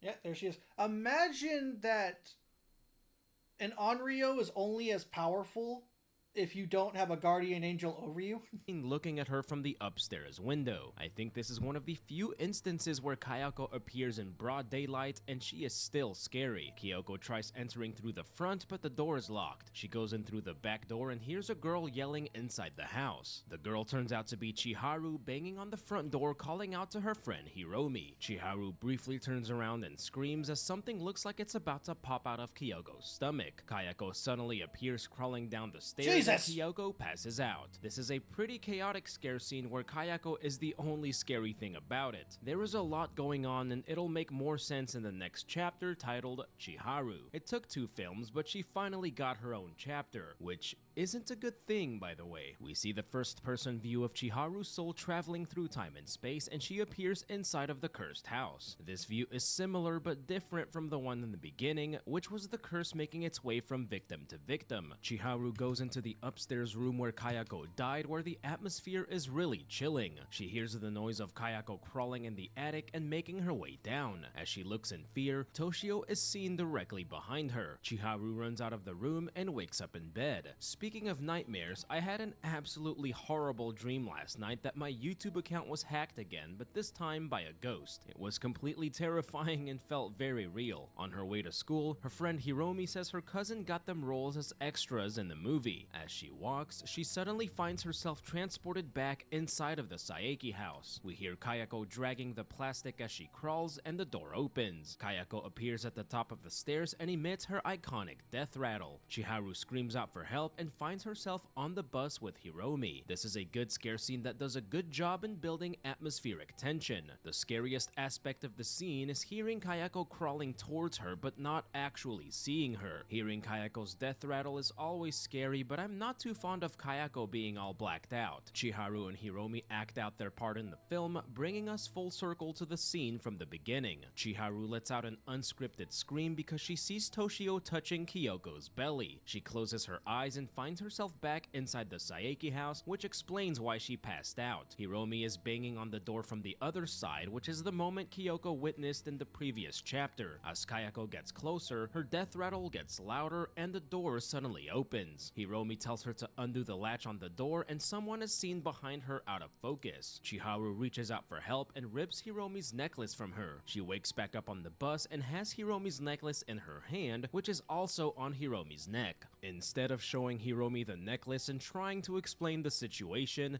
she tells her not to go inside the house and retreats into the bathroom. Little does she know that the stall is already taken by Kayako!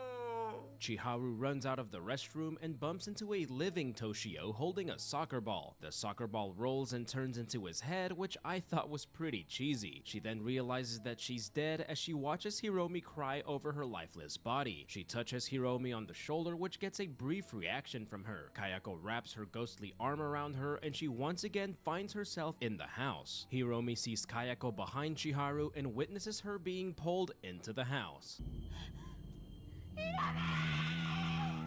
Hiromi then finds herself back in the park holding Chiharu's dead body and sees the necklace in her hand. It's a pretty trippy death as Chiharu essentially died in two places at different moments in time. She died in the park and the curse transported her soul into the house where she was finally consumed by the curse. Hiromi was cursed from coming into contact with Chiharu and also went through the weird out-of-body experiences. This was a good chapter that had an odd pace because of the constant switching back and forth. I think having Chiharu teleport a couple times less would have made it more effective. The scariest aspect of the chapter is how much more menacing Kayako looks than before. It's definitely an upgrade from her look in the previous film, which was a cleaner and softer look. The final chapter is titled Kayako, so y'all know we're in for some scary shit. Keisuke goes to the Saeki house and sees the moment Chiharu is consumed by the curse. Hiromi takes off running and he goes inside the house. He finds Kyoko passed out inside and the easy birth charm next to her. Kyoko is taken to the hospital and goes into labor. As Kyoko gives birth, Masashi is on the roof of the hospital going a little crazy.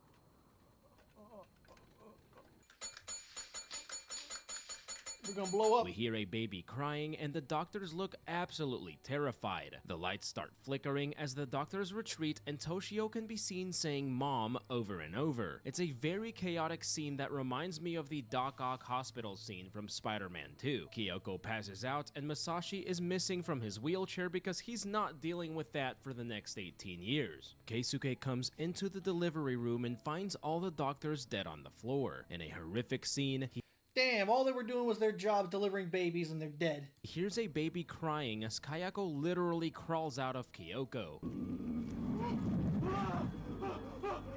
Kayako is a lot bloodier than normal because she's making her grand entrance from the birth canal. She emits her signature death rattle as she slowly crawls her way towards Keisuke and consumes his soul. While not as scary or iconic as her original staircase entrance, this climactic scene is horrifying in its own right. It definitely goes for the shock factor and it's very effective. It's the Kayako that we all know and fear but presented in a different and more disturbing way. After all the chaos, Kyoko wakes up and finds her baby on the floor. The baby is wrapped in bloody plastic, just like Kayako was when she died, which was a really nice touch. Kyoko holds her baby and now seems totally emotionless. The easy birth charm sort of turned out to be bad luck. Kyoko was pregnant with Kayako the entire film, which is why Masashi reacted negatively to her post-crash pregnancy. Sometime later, we see a young boy holding a soccer ball identical to Toshio's in the previous chapter. He walks past Kyoko and her young daughter on a bridge fridge. The girl is holding Kayako's diary and is clearly Kayako reincarnated. Mini Kayako was briefly seen on the video footage inside the house, eerily foreshadowing this exact moment. He then watches as Mini Kayako pushes Kyoko off the stairs. The girl looks back at him with a sinister look, almost as if she's daring him to snitch. As Kyoko lays bloodied at the bottom of the steps, we can see this is the exact same staircase briefly seen in the previous film, minus all the missing person flyers, meaning that this scene most likely takes place some years before the post-apocalyptic result of the curse. Mini Kayako makes her way down the steps and grabs the diary from her mother's hands. She looks back at the dying Kyoko with pure hatred in her eyes. In her dying moment, Kyoko kindly extends her scarf to Mini Kayako and smiles, showing Kayako an unfamiliar kindness that seems to get a minor reaction out of her. In the film's final scene, Mini Kayako looks at her dead mother seemingly unfazed before walking away, showing that the cycle of hate created from Kayako's death will never end as the movie ends.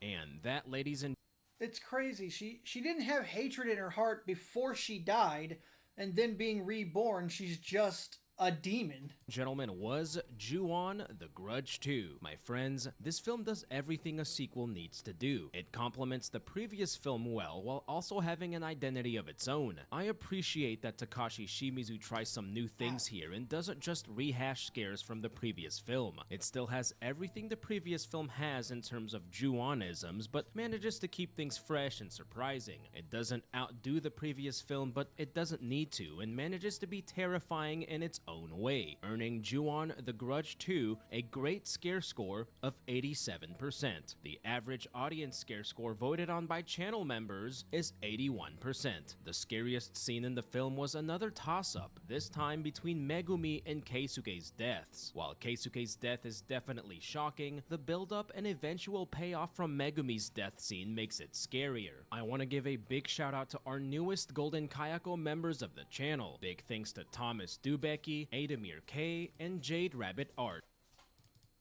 Alright, let's find some other things to look at. Pretty much watched all like the scariest things when it comes to Ju-on. So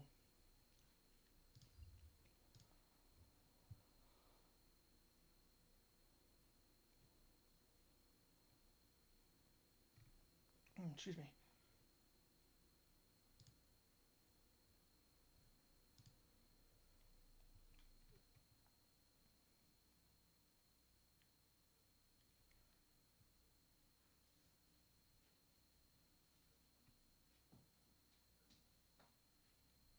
Ooh, another Tectone video. He's got quite a few. He's got about 8 that I haven't seen yet, so let's watch those. Hey, you not. I am maybe 15 minutes into my stream on YouTube and Kick so far. I am, let's double check this, day 3 into my ban. And during this ban, I thought, okay, well, there's no way that it's gonna get any fucking dumber.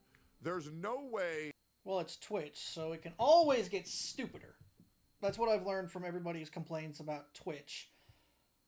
And my hatred for Twitch stems entirely for what they've done to members of the VTuber community, in that if they show too much of these, they get banned. Like, goddamn. I don't even know if I would have gotten banned there, even though, because like my hips are hidden behind all this cloth. That Twitch is gonna fuck up again. And let me just lay you some groundwork. So I have now been banned 3 times over the past 60 days. One of them admittedly was deserved. I told a viewer to kill himself. I shouldn't have fucking said that. But to be fair, I had a really big tummy ache and he was being cringe in my chat and he was ruining solo leveling and I got a little bit angry, right? We've all had bad days. Anyways, since then, I have never told another viewer to inflict harm on them because I said, oh, that's bad. Skip forward a little bit. I get banned because I call Frogan fat after she said all American soldiers have PTSD. I feel like I have a broken fucking record at this point. And then fast forward again, 2 women call me a rapist, so I call them whores, and I get banned and they don't. So here's a little bit of an update. And this has never been said before on a YouTube video or a tweet. However, I have said this to some of my close personal friends in real life, and obviously my favorite people in the world, which is my beautiful children here in my chat. I love them very much. So a member of Twitch.tv official staff reached out to me. And you may or may not believe this, and there's going to be some things that I'm going to ask you guys to take my word for, and then there's going to be things that I'm going to show you proof of. The thing that I'm going to show you proof of is the most important thing. So the thing that this whole video is about will be proven beyond a shadow of a doubt, okay? It will be. And it's going to fucking make you realize how retarded these people are running the fucking Twitch. It is insane. So I would like to tell you guys that Twitch staff reached out to me. And get this, I got an apology. Really? Mm-hmm. I I'll be did. damned. I got an apology. I wonder how hard that was for them. Because I guarantee you they don't actually mean it. They just have to say it because, oh, fuck, we're in hot water. Mm-hmm. Mm-hmm. Big, big, big, big. Yeah, they said that we didn't understand the matter fully. And they... Why didn't you fucking look into it then? Golly, it's so fucking stupid when people just ban somebody when they don't do a full investigation. Holy fucking shit. They asked me, is there anything we can do to make it up to you? How about you ban the people that need to be banned? The people that called him a rapist without actual proof.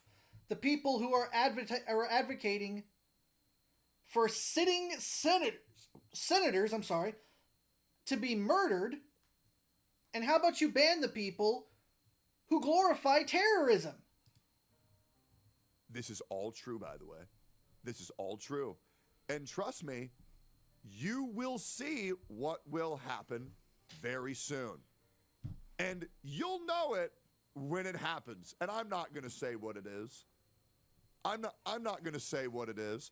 If it's going to happen on X, well, currently right now, June 8th, 2025, all of it's about California right now, specifically LA. So I'm not really expecting to see it too much. Because that ruins the fun. But something big is going to happen. Because I said, okay, if you'd like to make it up for me, then you can do this. I contact 40 of my moderators, and I ask them to compile something for me. They compile it. I have a massive 4.5 gigabyte folder, and I say, I would like you to do this. They see it, and they say, thank you for cooperating with us. We'll see what we can do. I say, thanks. Can I get unbanned? No. They say, of course, just submit an appeal. So I Motherfucker. submit an appeal. And they denied it. There's 3 teams. There's 3 teams, by the way. Hang on, I gotta take This my is medicine. this is how the unbanned ban system works. I gotta take my medicine real quick. Folks, MS fucking sucks. And the medicine Tecfidera feels like you get hives because it shuts your immune system down, and it fucking sucks.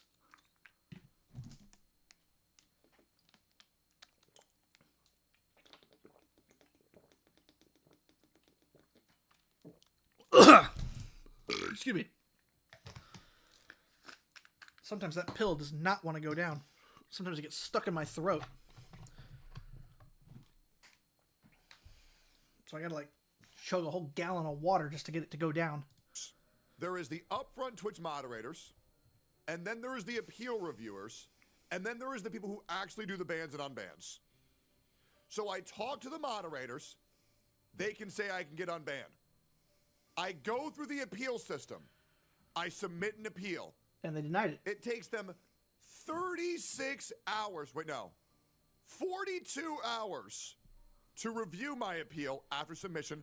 It's supposed to take 24 hours. My appeal was then approved. Wow.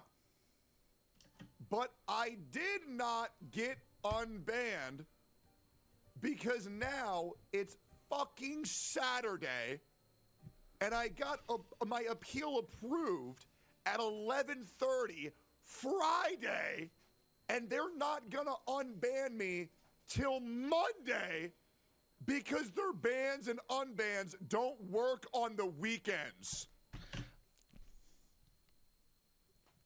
What? What kind of system are they running? What the fuck? So I get to stay banned for... He's basically still sitting for that 7-day ban, even though it was approved on Friday during the, I guess, 3rd day, because it's Saturday and it says day 4. Right here, time remaining 4 days. Well, no, I guess he'll get, he'll basically, if they approved it, and they get him off on Monday, that means he'll be off 1 day early. If not, they're just gonna let the 7 days go. Now it's fucking Saturday, and I got my appeal approved at 11:30 Friday, and they're not gonna unban me till Monday because their bans and unbans don't work on the weekends. So I get to stay banned for 2 extra fucking days because these people don't know how to do their jobs.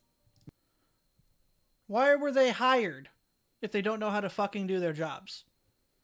Why were they not taught how to do their jobs? Now, I just want to know, why in the fuck do you need 3 separate teams to do the job of one compartmentalized team? You do not need the talkers to get them to submit an appeal, then you can't read the appeal. Because if you're already talking to them, that's when you make the judgment of when you're gonna get appealed. And then if it's just, then you press unban. Why do we need a 3 separate tiered system to enact justice? Why is something that people's livelihoods not going to be taken into consideration and fixed because it's the fucking weekend? You can't just have it to where if the appeal gets approved, then they're automatically unbanned? How does anybody feel comfortable streaming to this website when the entire foundation is built off of what I would call as a compliment? Hold on. Mental retardation. Okay. So, I'm just going to show this. I mean, I've been on Kick for... Well, I've had an account since March, but I've only been streaming for about 3 days now. And I have 4 followers already. Now, granted, on Twitch, I could stream for weeks and weeks and weeks and weeks and never gain a follower. The fact that I got 4 in 3 days is kind of positive for me. Because it means that people are actually watching me. I could be on Twitch for 10 straight hours and not get a single viewer. But over here, I can go to my studio, it'll tell me all of my streams have a good substantial amount of views for the amount of time I've been streaming. So, hang on, I'm going to do some quick maths. Some quick maths.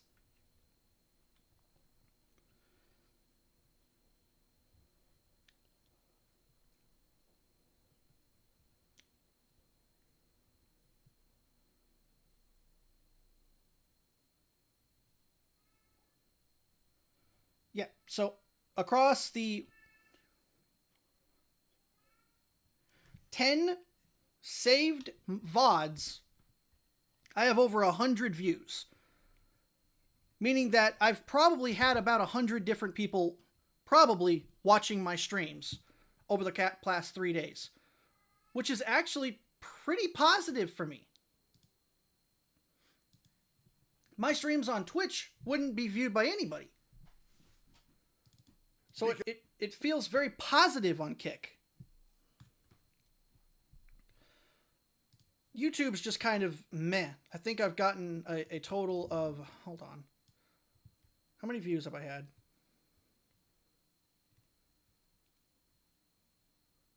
Let me look at my analytics real quick.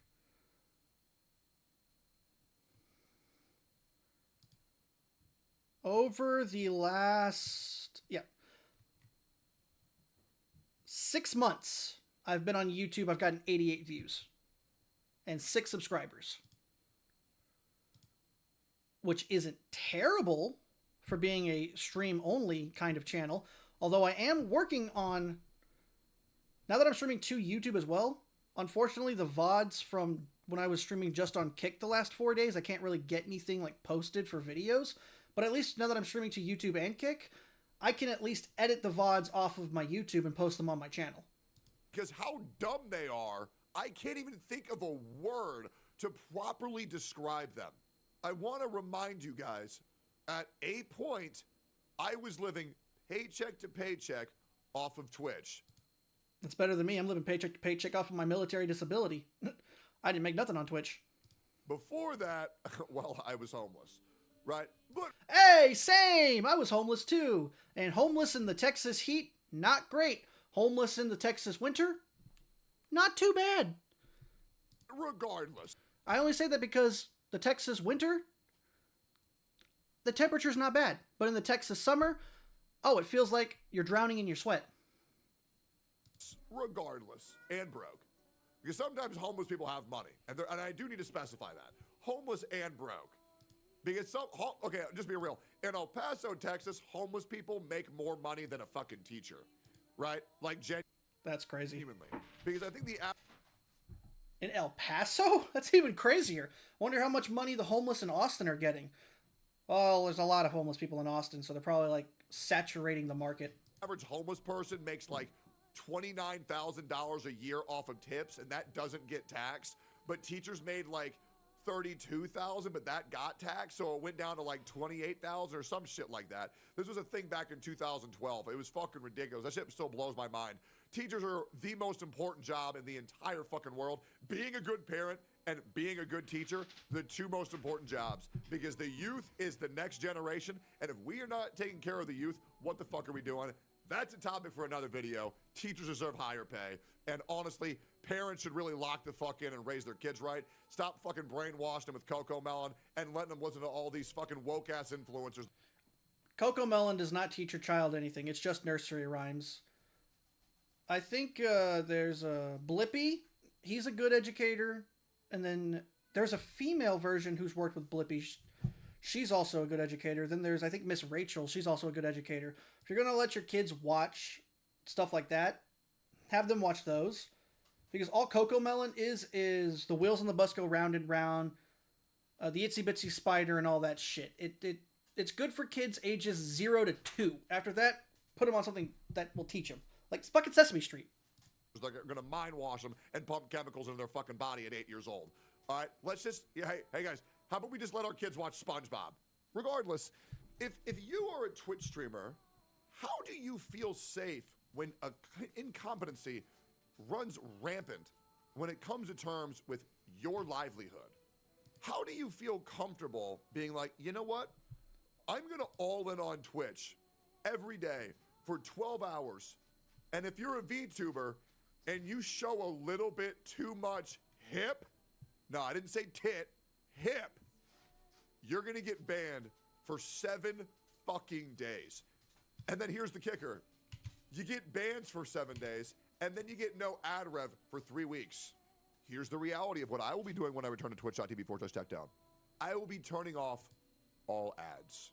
I will be turning off all ads because I think the viewing experience on Twitch right now is fucking miserable.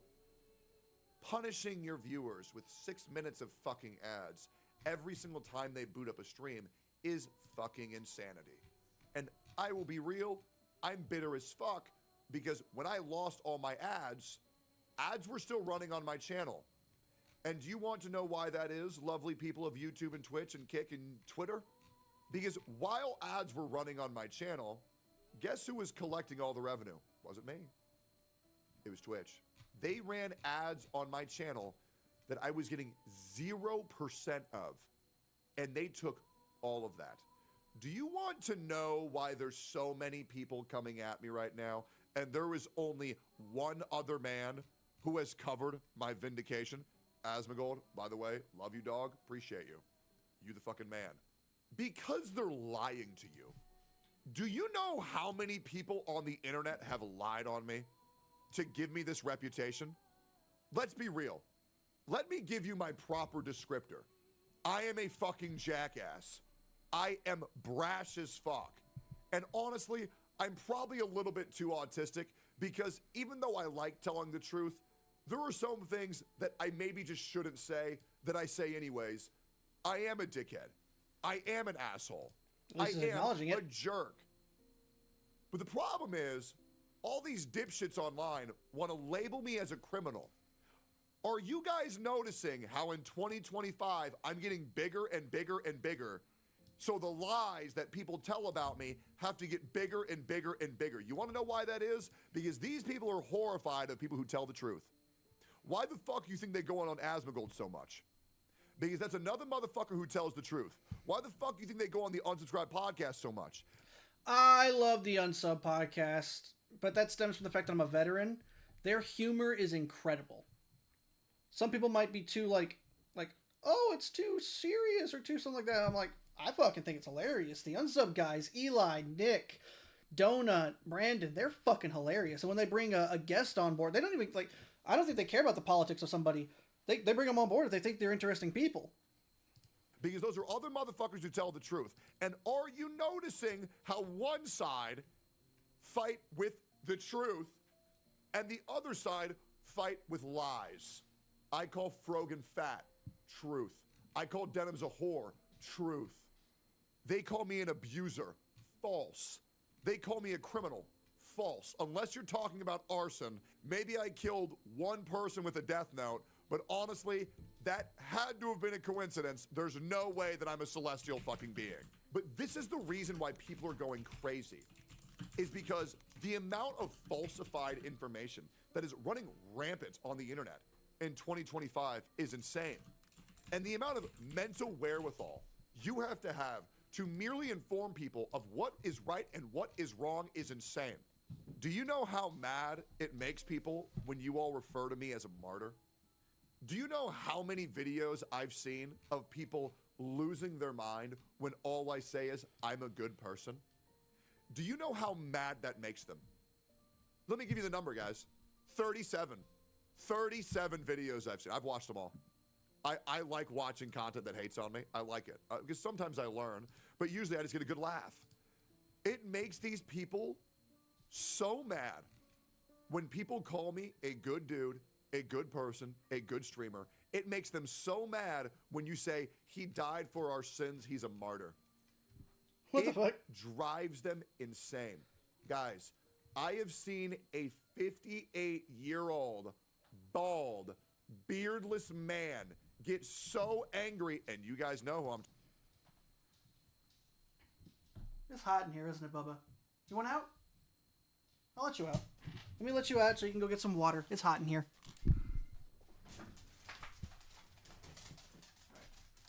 Go on. No. Chop, go.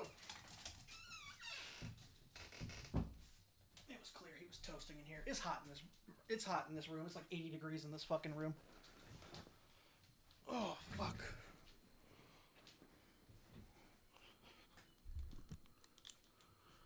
I'm talking about. So angry, he started drooling with how rent-free I live in this guy's fucking head. Just to name one. Because this is their strategy. They lie about me, and this is how they deem me a bad person. Because they believe the lies of other people. I want you to understand this on how crazy this is. These people are so obsessed with taking me down, their number one strategy is weaponizing a liar. where anything they say is the truth and anything I say is a lie, when there has been zero proof of me doing anything wrong. Nothing. You want to know why that is? Do you want to know why it's been a year and there's still been nothing? Because to quote a great man, Thriller Bark, One Piece, Best Straw Hat, one of them, Zorro, the Samurai, nothing happened. It's, I agree, chat, a gaslighting circle jerk. And this is happening to me.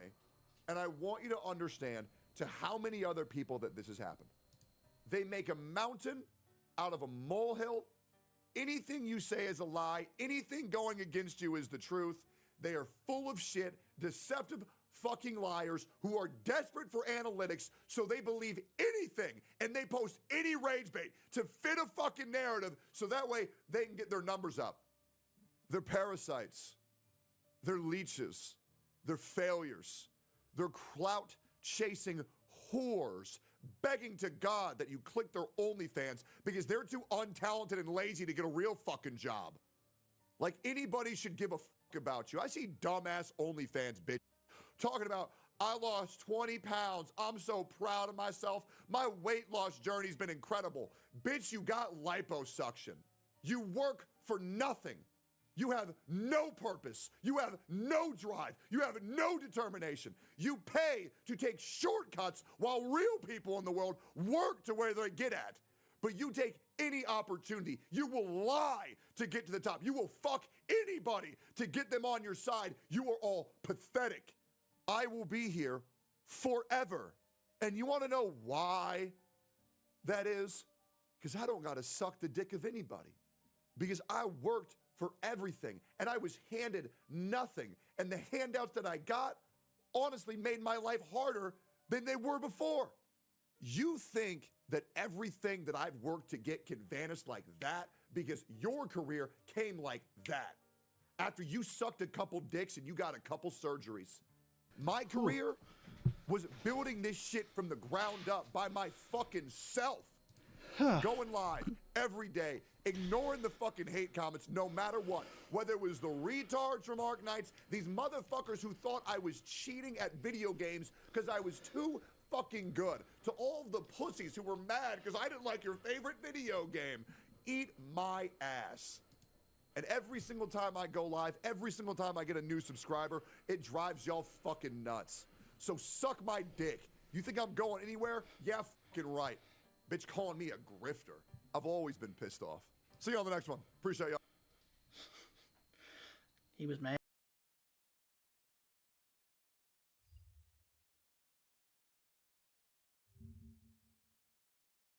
Okay, this is hilarious because I literally went live exclusively on Kick because I'm pretty sure if I show this on Twitch, I might get banned. The editor might have to do some censoring for this video, but I found this funniest body cam police footage of this one chick called Entitled Girl Loses It When Finally Told No. And man, I wanted to watch this shit. Okay, let's see what's going on here. Miss Pooper Pants was abandoned by her mom at a bar after a Okay, Pooper Pants is insane. heated "you ruined my life" exchange. So she made sure to poopify everyone else's day too. Sarah, can I just give you a ride back to your house? You want to go home?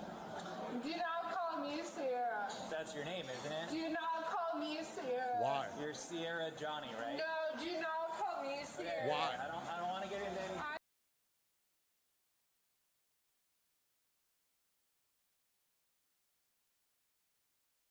Can I just give you a ride back to your house? You want to go home? Do not call me Sarah. That's your name, isn't it? Do not call me Sarah. Why? You're Sierra Johnny, right? No, do not call me Sarah. Why? I don't want to get into any... I'm younger. No, I'm not. I'm not trying to get Why is she saying no and coming at bro like that? Back the fuck up. Like legit, back the fuck up. Why does she feel so confident putting her hand?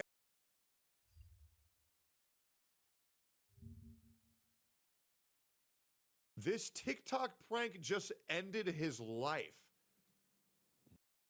What? It's all from an old trend that everyone did growing up that has been slightly altered. Oh my god, the nostalgia of that car pad. What the fuck? I had that exact same one. That shit was awesome. TikTok in a more reckless way. So what happened? Well,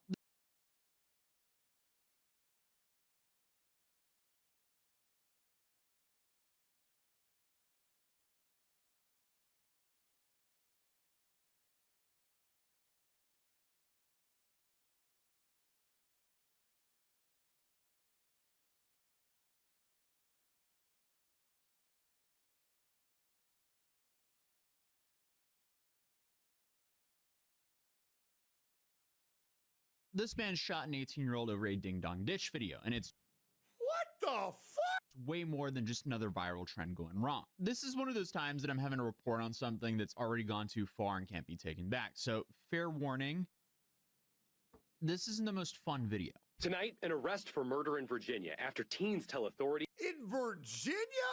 I fucking lived there for years, man. They shoot motherfuckers over Ding Dong Ditch in Virginia. I'm Ding Dong Ditch in Virginia. This could have been me. An age-old childhood prank, the Ding Dong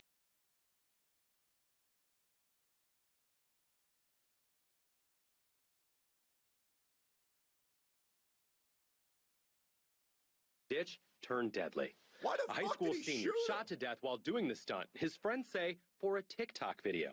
Now the homeowner, Tyler Chase Butler, arrested and accused of second-degree murder. So let's set the scene. Whoa, okay. Why did brother... Was it a white kid who got shot? What did the kid look like who got shot before I make this next comment? It's 3 a.m. in Spotsylvania County, Virginia. A group of high schoolers are out filming a prank for TikTok, the kind your parents probably called harmless mischief, and the internet calls, I guess, a ding-dong ditch prank. And we all know how this prank goes. It's older than the internet. You knock on someone's door, run off, and the trend part involves, I guess, getting the footage and posting it for clout. See, I did way worse shit. So when I was a kid, I did guys, I did way worse shit than that.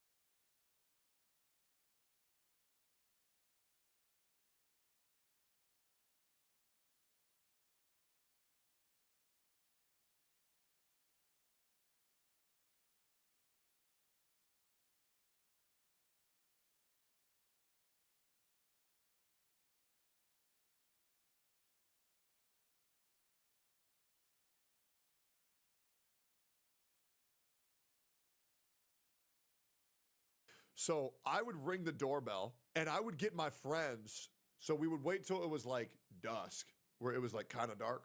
And then I would get my friend to ring the doorbell and I would get him to wait until the person opened the door to run away.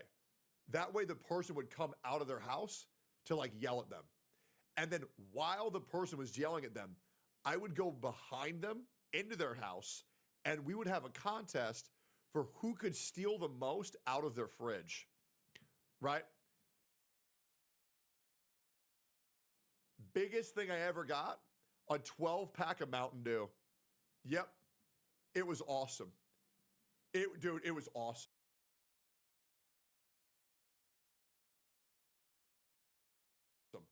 Like legit. Oh, bro, it's so cool. Like,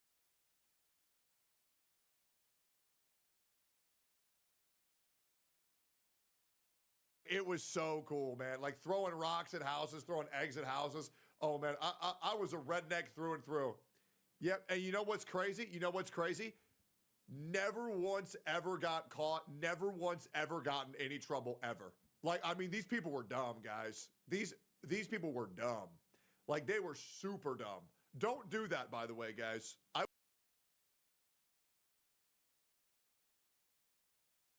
was like 12. I was probably like 14. It was somewhere in there. What could go wrong, right? Yeah. Well, apparently everything. Everything went wrong. 18-year-old Michael Bosworth Jr., a high school senior, had no idea this would be the last video he'd ever film. Yeah, Yeah, we just waiting to get shot. Okay, Yeah, pretty I'm much. nice Just, too. you know what? Calling the Anything police. for the I hope you content. know that. Anything.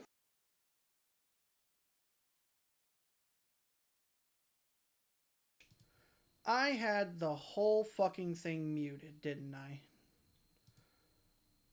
Hang on. Let me check something out.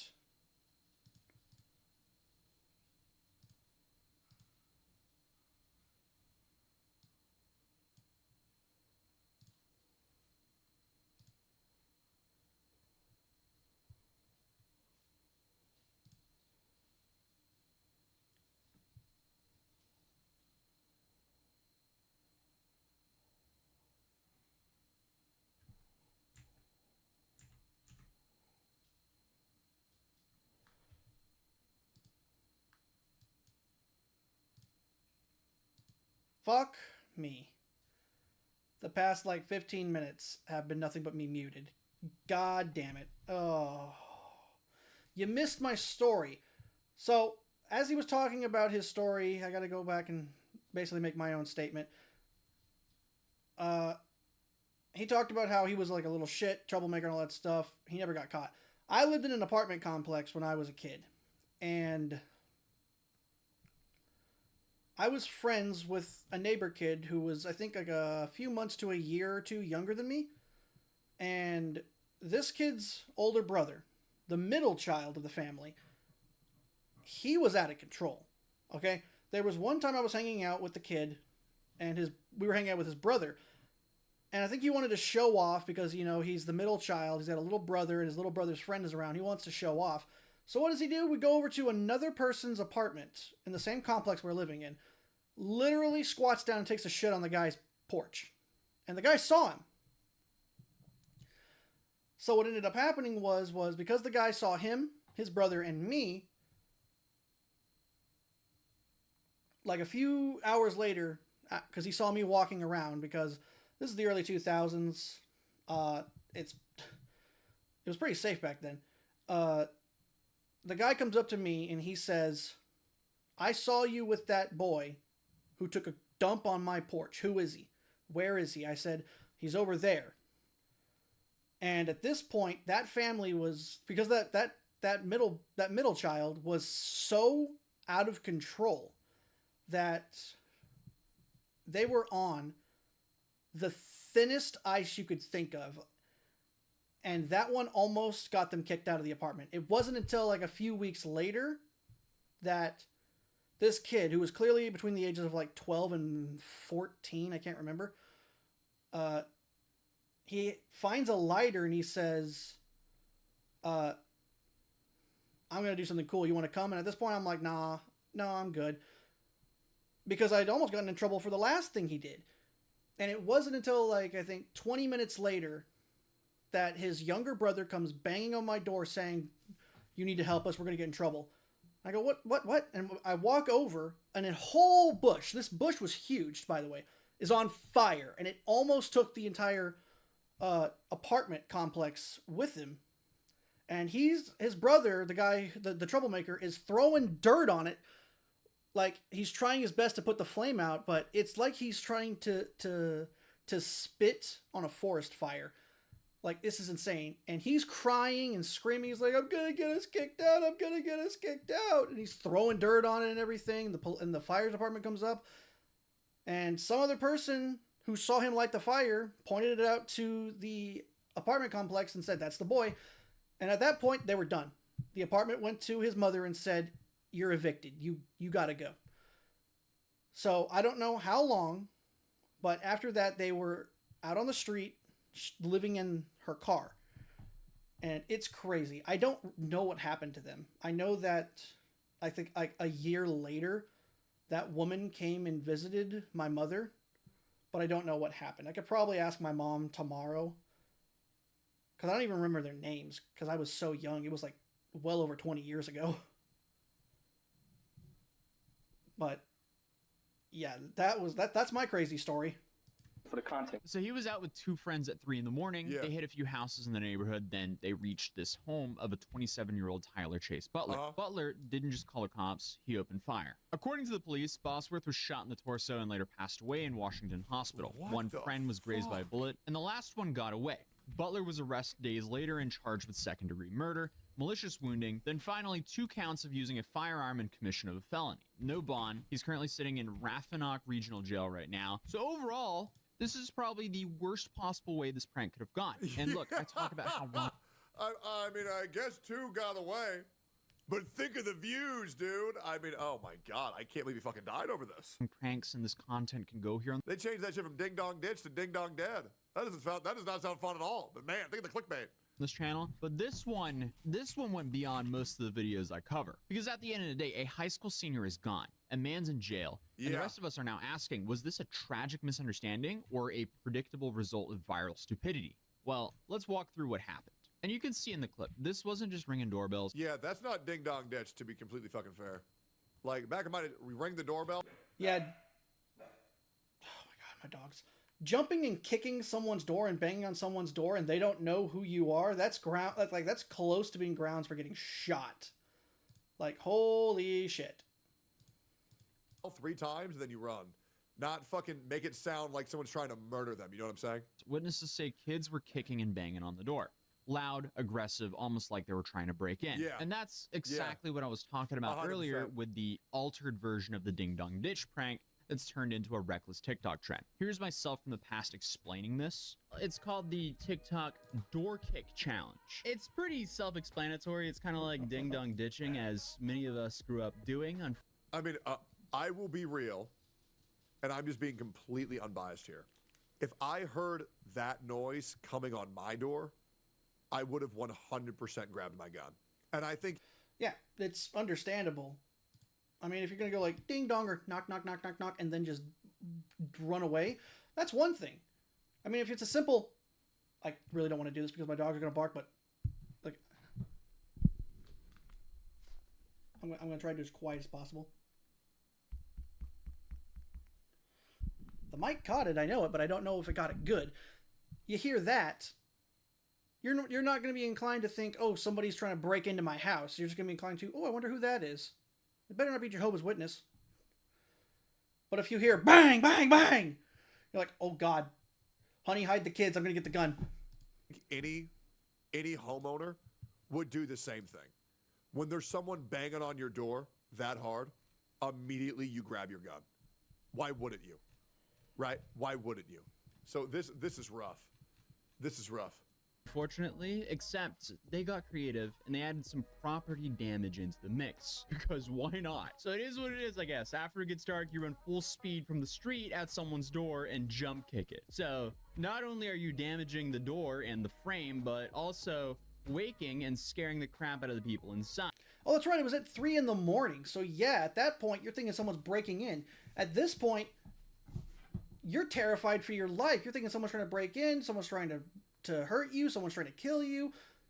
Yeah, it makes sense to get your weapon. Then on top of that, this is also happening. I mean, these pranks that make people fear for their lives, they're not pranks. It's just harassment, guys. It's terror. Once again, I hate that somebody got shot over this and died, but like these pranks, they're just going way too far, guys. They really are. Like you're hurting people, you're scaring people, you're harassing people. Pranks are only pranks when both people are having fun. Like one of my favorite pranks, why don't I just pull it up? Like this one. Very simple. A guy yeah, he's trying to get cleaned off, and as he's washing everything out, they pour more shampoo on him. He goes to fucking shampoo his head, but every single time he goes to wash off the shampoo, the guy adds more shampoo. So the shampoo never stops being on his head. Right? Like this is funny, right? You know what I mean? Like it's not... He's definitely annoyed, but it's not harming anybody. Not hurting anybody. It's just like, bro, just being like, where the hell all this shampoo coming from? Making someone think that they're about to experience robbers coming to the house, that's not a prank, that's harassment, and we all know it. Happening in the U.S. I wouldn't say it's harassment, I'd say it's terror.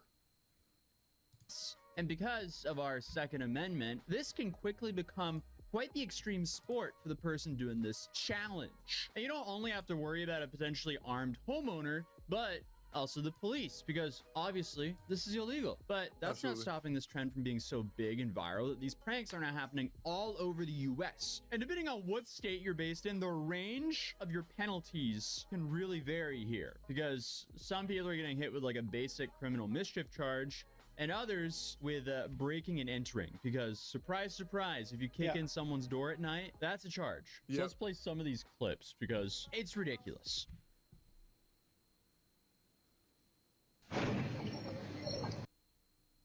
Was that the kick, or was that the person inside freaking out? Yeah. The frame didn't like that one. Okay, so that was the kick. According to the witnesses, that happened. And I unfortunately mean, it's property damage. You know what I mean? Like, it's property damage. hinted here on my past video on how this could be a fatal challenge. Unfortunately for the guys who did it, it was. The homeowner didn't think it was funny. He thought it was a robbery. So he did what most people would do here in the US if they thought their house was being broken. He defended himself. Into. Grab a firearm. The Spotsylvania County Sheriff's Office saying in a press release. He thought he was defending himself and protecting his home. It was like at 3 a.m. Ding dong ditches are normally at 6 in the evening. It's like ding dong at like 6 p.m. It's like who the hell is that? Go to the door, nobody's there. Fucking ding dong ditchers. I think I dealt with that once. I think I dealt with it at my old apartment complex like a year ago. I heard a knock on my door. I come up, nobody's out there. I'm like, motherfucker. It was 3 a.m. Saturday morning when they got a call for a burglary in progress where shots were fired. Deputies found 2 people with gunshot wounds on the scene. 18-year-old Michael Bosworth Jr. was transported to a local hospital where he died just hours before his high school prom. So Michael was hit in the torso. He later died in Mary Washington Hospital. Another teen was grazed, and a third got away physically unharmed, but probably scarred for life. And this all happened hours. Well, yeah, his friend died and another friend got shot. Both of his friends got shot and one of them died. Before Bosworth's senior prom. His girlfriend wore his pink bow tie to the dance. That's not something any... A black man shooting a white guy to death in 2025. Finally, the roles have been reversed, guys. Man. I'm going to be real. I actually don't blame the homeowner at all for opening fire on this shit, bro. I don't blame the guy at all for opening fire. No, I don't either. Like, if you think you're... I don't either. Like, at that point, he's asleep in his house. A loud bang happens. I think his door has been broken. He thinks somebody's breaking in. So what does he do? Gets his gun to defend himself and anybody else who's in that house. I don't know if the media said that he had a wife and kids in the house. I don't know if he was just living home alone. But either way, I feel like he's in his right to defend himself. He thought somebody was breaking into his house. So I don't think he should get any kind of charge. I think it should just be, is accidental homicide a crime? If I could get my fucking cursor to work.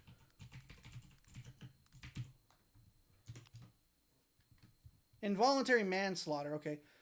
Accident murder is usually referred to as involuntary manslaughter. Another person's reckless or not. It's not even that.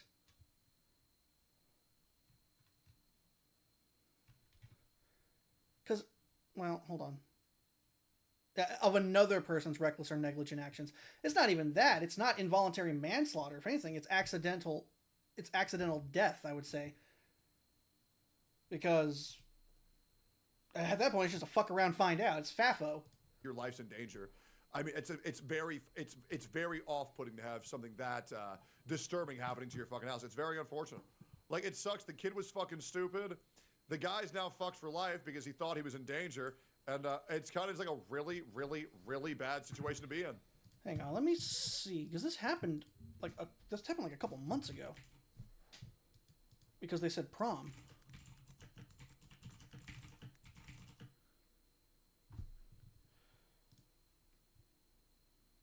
It happened a month ago. He's been charged with second-degree murder, but it's not really murder. If anything, I think third degree is probably going to have to be like the most option if that's still a thing. So I think third degree is still a thing. Unintentional killing that doesn't meet the requirements of first or second degree murder is often defined as an unlawful killing that occurs during the commission of a non-violent felony or as a killing caused by an act that is extremely dangerous displays a depraved mind. He didn't really have a depraved mind. He was scared. Did they give the name of the man? I can't remember his name on this thing. I know they did in the video, but I'm not rewinding it.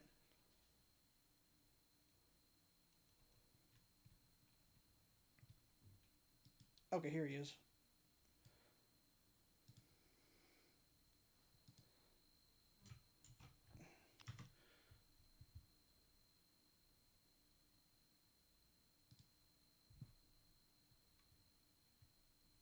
Ah, that's fucking retarded. No. A teenager was killed.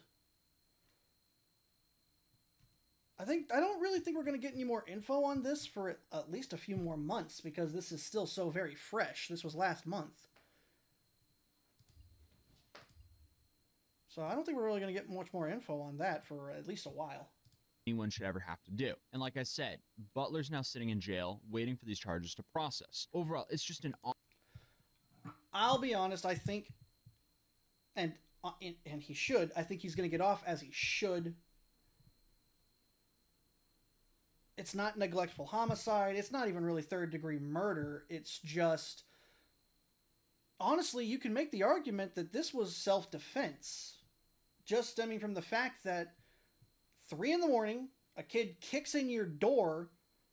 What else are you supposed to believe? He believed he was in real threat and harm. He thought he was going to get hurt. He thought his house was being robbed. It was breaking and entering, basically. So, if anything, I think he gets off. He should get off because he was just defending himself from his point of view. This is a clear situation of, I think you could argue this is self-defense because it's 3 in the morning. He was probably asleep. He hears a loud bang. He's terrified. He grabs his gun because he thinks somebody's breaking into his house. So I think that could be considered, self-defense. If Virginia has, I guess, castle doctrine. Motherfucker, if I click the new tab, automatically put the goddamn thing on there.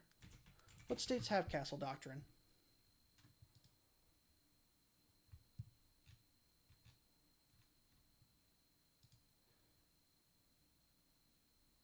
Okay, Virginia doesn't. Alabama, Alaska, Arizona, Florida, Georgia, Indiana, Kentucky, Louisiana, Mississippi, Montana, Nevada, North Carolina, Oklahoma, North Dakota, Tennessee, and Texas all have it.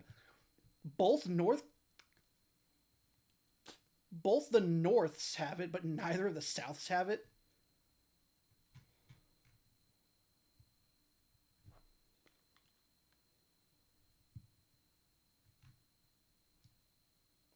Well, hang on.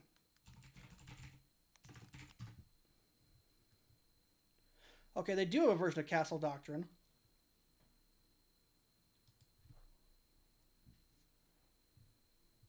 Okay, it's called No Duty to Retreat. So, reasonable apprehension as a reasonable apprehension of danger, home as sanctuary, and not stand your ground.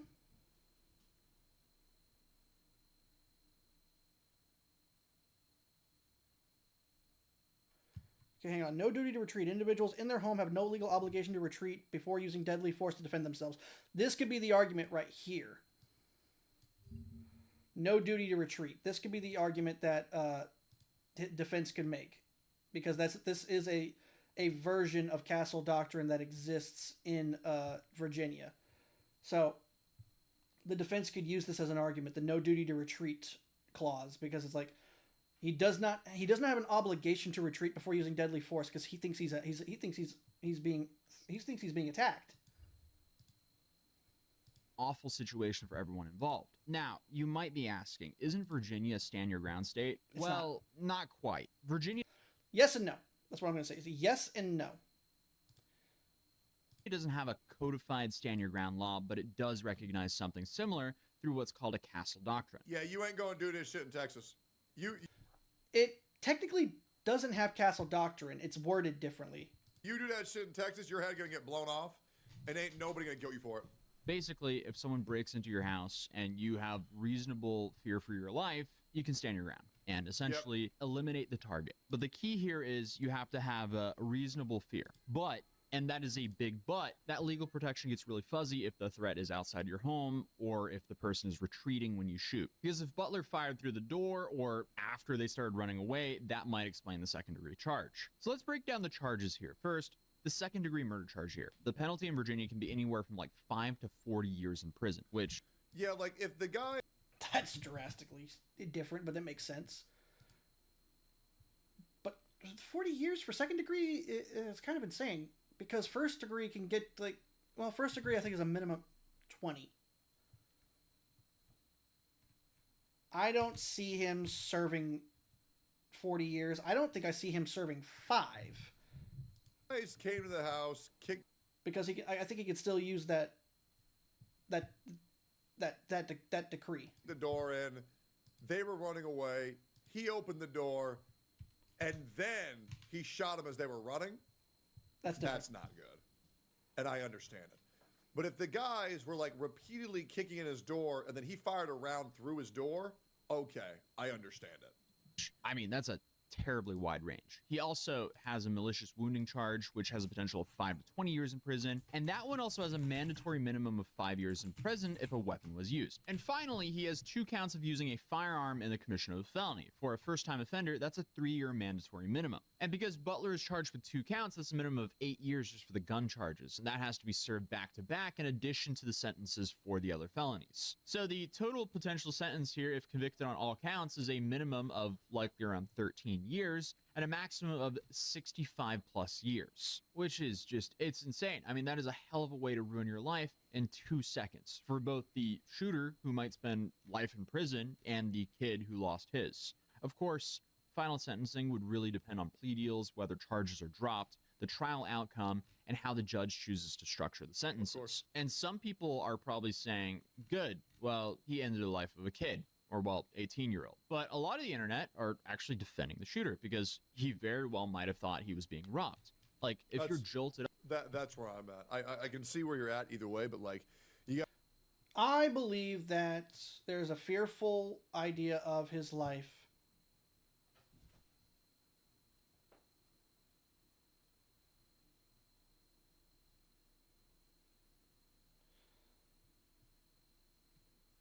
I just blanked out. I'm sorry.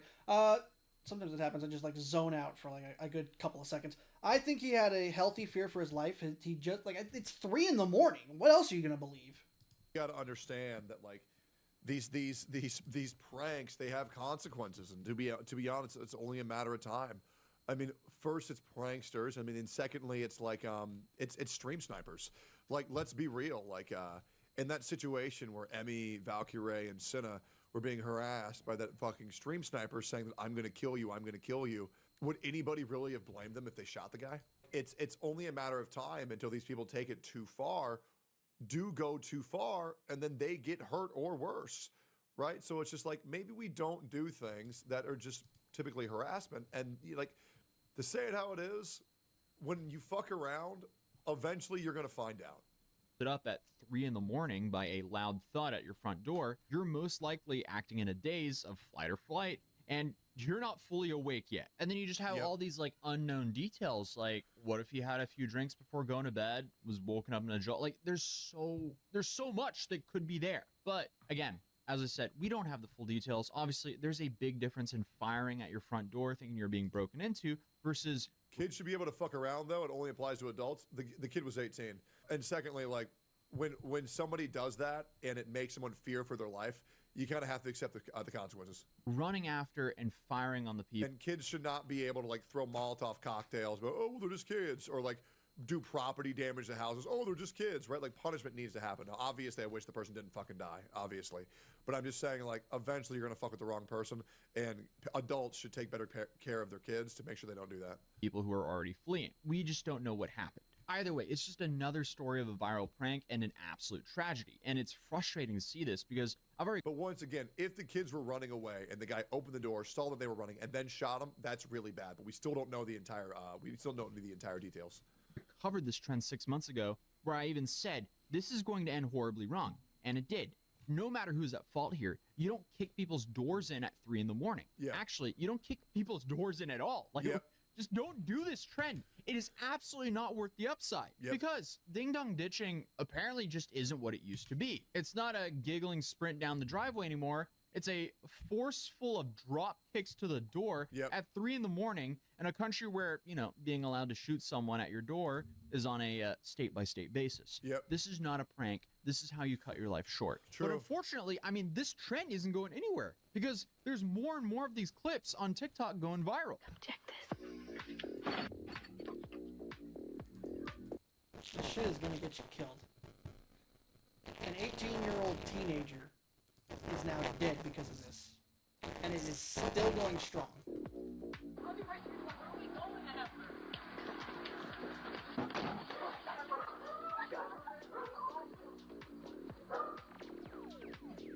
I'm sorry, guys. Seeing this shit makes my blood boil. And look, I'm obviously trying to be sensitive to this because this is an... How do you stop this, though? Ban the users who are posting this TikTok, right? It's just... It always seems to me there's an easy solution for all this kind of shit, but the sites that have it don't enforce proper guidelines. Like, TikTok is almost as bad as Twitch, because TikTok will ban you for using the clown emoji. But they allow shit like this, where people are actively terrorizing people, and it's insane. It's recording harassment. It's recording property damage. It just ban them. It's that easy, right? Just, you know, cut the head of the snake off. An awful tragedy. It really is. But I'm shocked someone hasn't been... You should not be able to popularize and post videos of you doing crimes, right? Just ban them. It's that easy. Shot from this before now. Because look, Michael Boswell Jr., he wasn't a hardened criminal. He was a 3-sport athlete, lacrosse, football, wrestling, a senior at Massaponax High School with his whole life ahead of him. His girlfriend of 3 years wore his bow tie to prom. His classmates held... Or homeowners need to add trapdoors. And when a certain amount of pressure is applied on the door, the ground falls in. And then you keep the people who have done that as slaves. You make them rub the lotion on their skin. Yep, and then you peel their skin off and you wear their skin as a mask, right? That's pretty much what you have to do at that point. The Virgil, the entire community is in mourning. We need to normalize trapdoors and normalize nuclear bombs. Legalize nuclear bombs. Shadow Wizard Money Gang. But no amount of tragedy erases the reality of what him and his friends did was dangerous. It was reckless. That was a stupid decision that cut his life short. So now we're kind of left in this gray zone, legally and morally. Was Butler's fear justified? If so, the charges may not hold. If not, yeah, his life is over basically. If the teens were already fleeing and if the shooting happened through the door, then we might be looking at a case of excessive force. But also, even if he shot through the door, I mean, there's still room for an argument there, even though that is a terrible judgment. But I mean, it's just such a shitty situation because who is operating at a logical state being jolted up at 3 in the morning? So yeah, either way, before you rush to a judgment on either side, understand this is a messy, tragic mix of... It's obviously a very gray area. I can understand both situations, but I think we can all agree that regardless of who was in the right, who was in the wrong, this is a horrible tragedy for both sides. Bad judgment and viral clout chasing. I mean, it should be obvious by now, but please don't jump kick people's doors. We've seen pranksters get punched, arrested, and even shot at before, but now another one has passed away, and this probably won't be the last. Unfortunately, it's sad. This is a tragedy. I guess internet culture has just blurred the line between a joke and a threat, and how consequences of crossing that line are now becoming more and more serious. So, I mean, overall, if you're a teen thinking about trying this kind of thing, please don't. If you're a homeowner, you better know the law before you pull that trigger because both sides can lose everything in seconds. And I guess to everyone else, especially prank creators and IRL streamers, maybe rethink what you do for content. Stay safe, stay smart, and please, let's keep these pranks harmless at least, because I don't think anyone wants the outcome we had in today's video. But when your content comes at the expense of others' well-being and happiness, I think you should reconsider what type of content you have. When you're putting legitimate people's lives in danger and just, you know, committing crimes, maybe we just don't do that. Like, comment, subscribe. Great video, Tazi. I think that this is going to be it for the night. It is almost 11 o'clock. I think we'll be back again in the morning. Yeah, we'll be back again in the morning. Probably continue with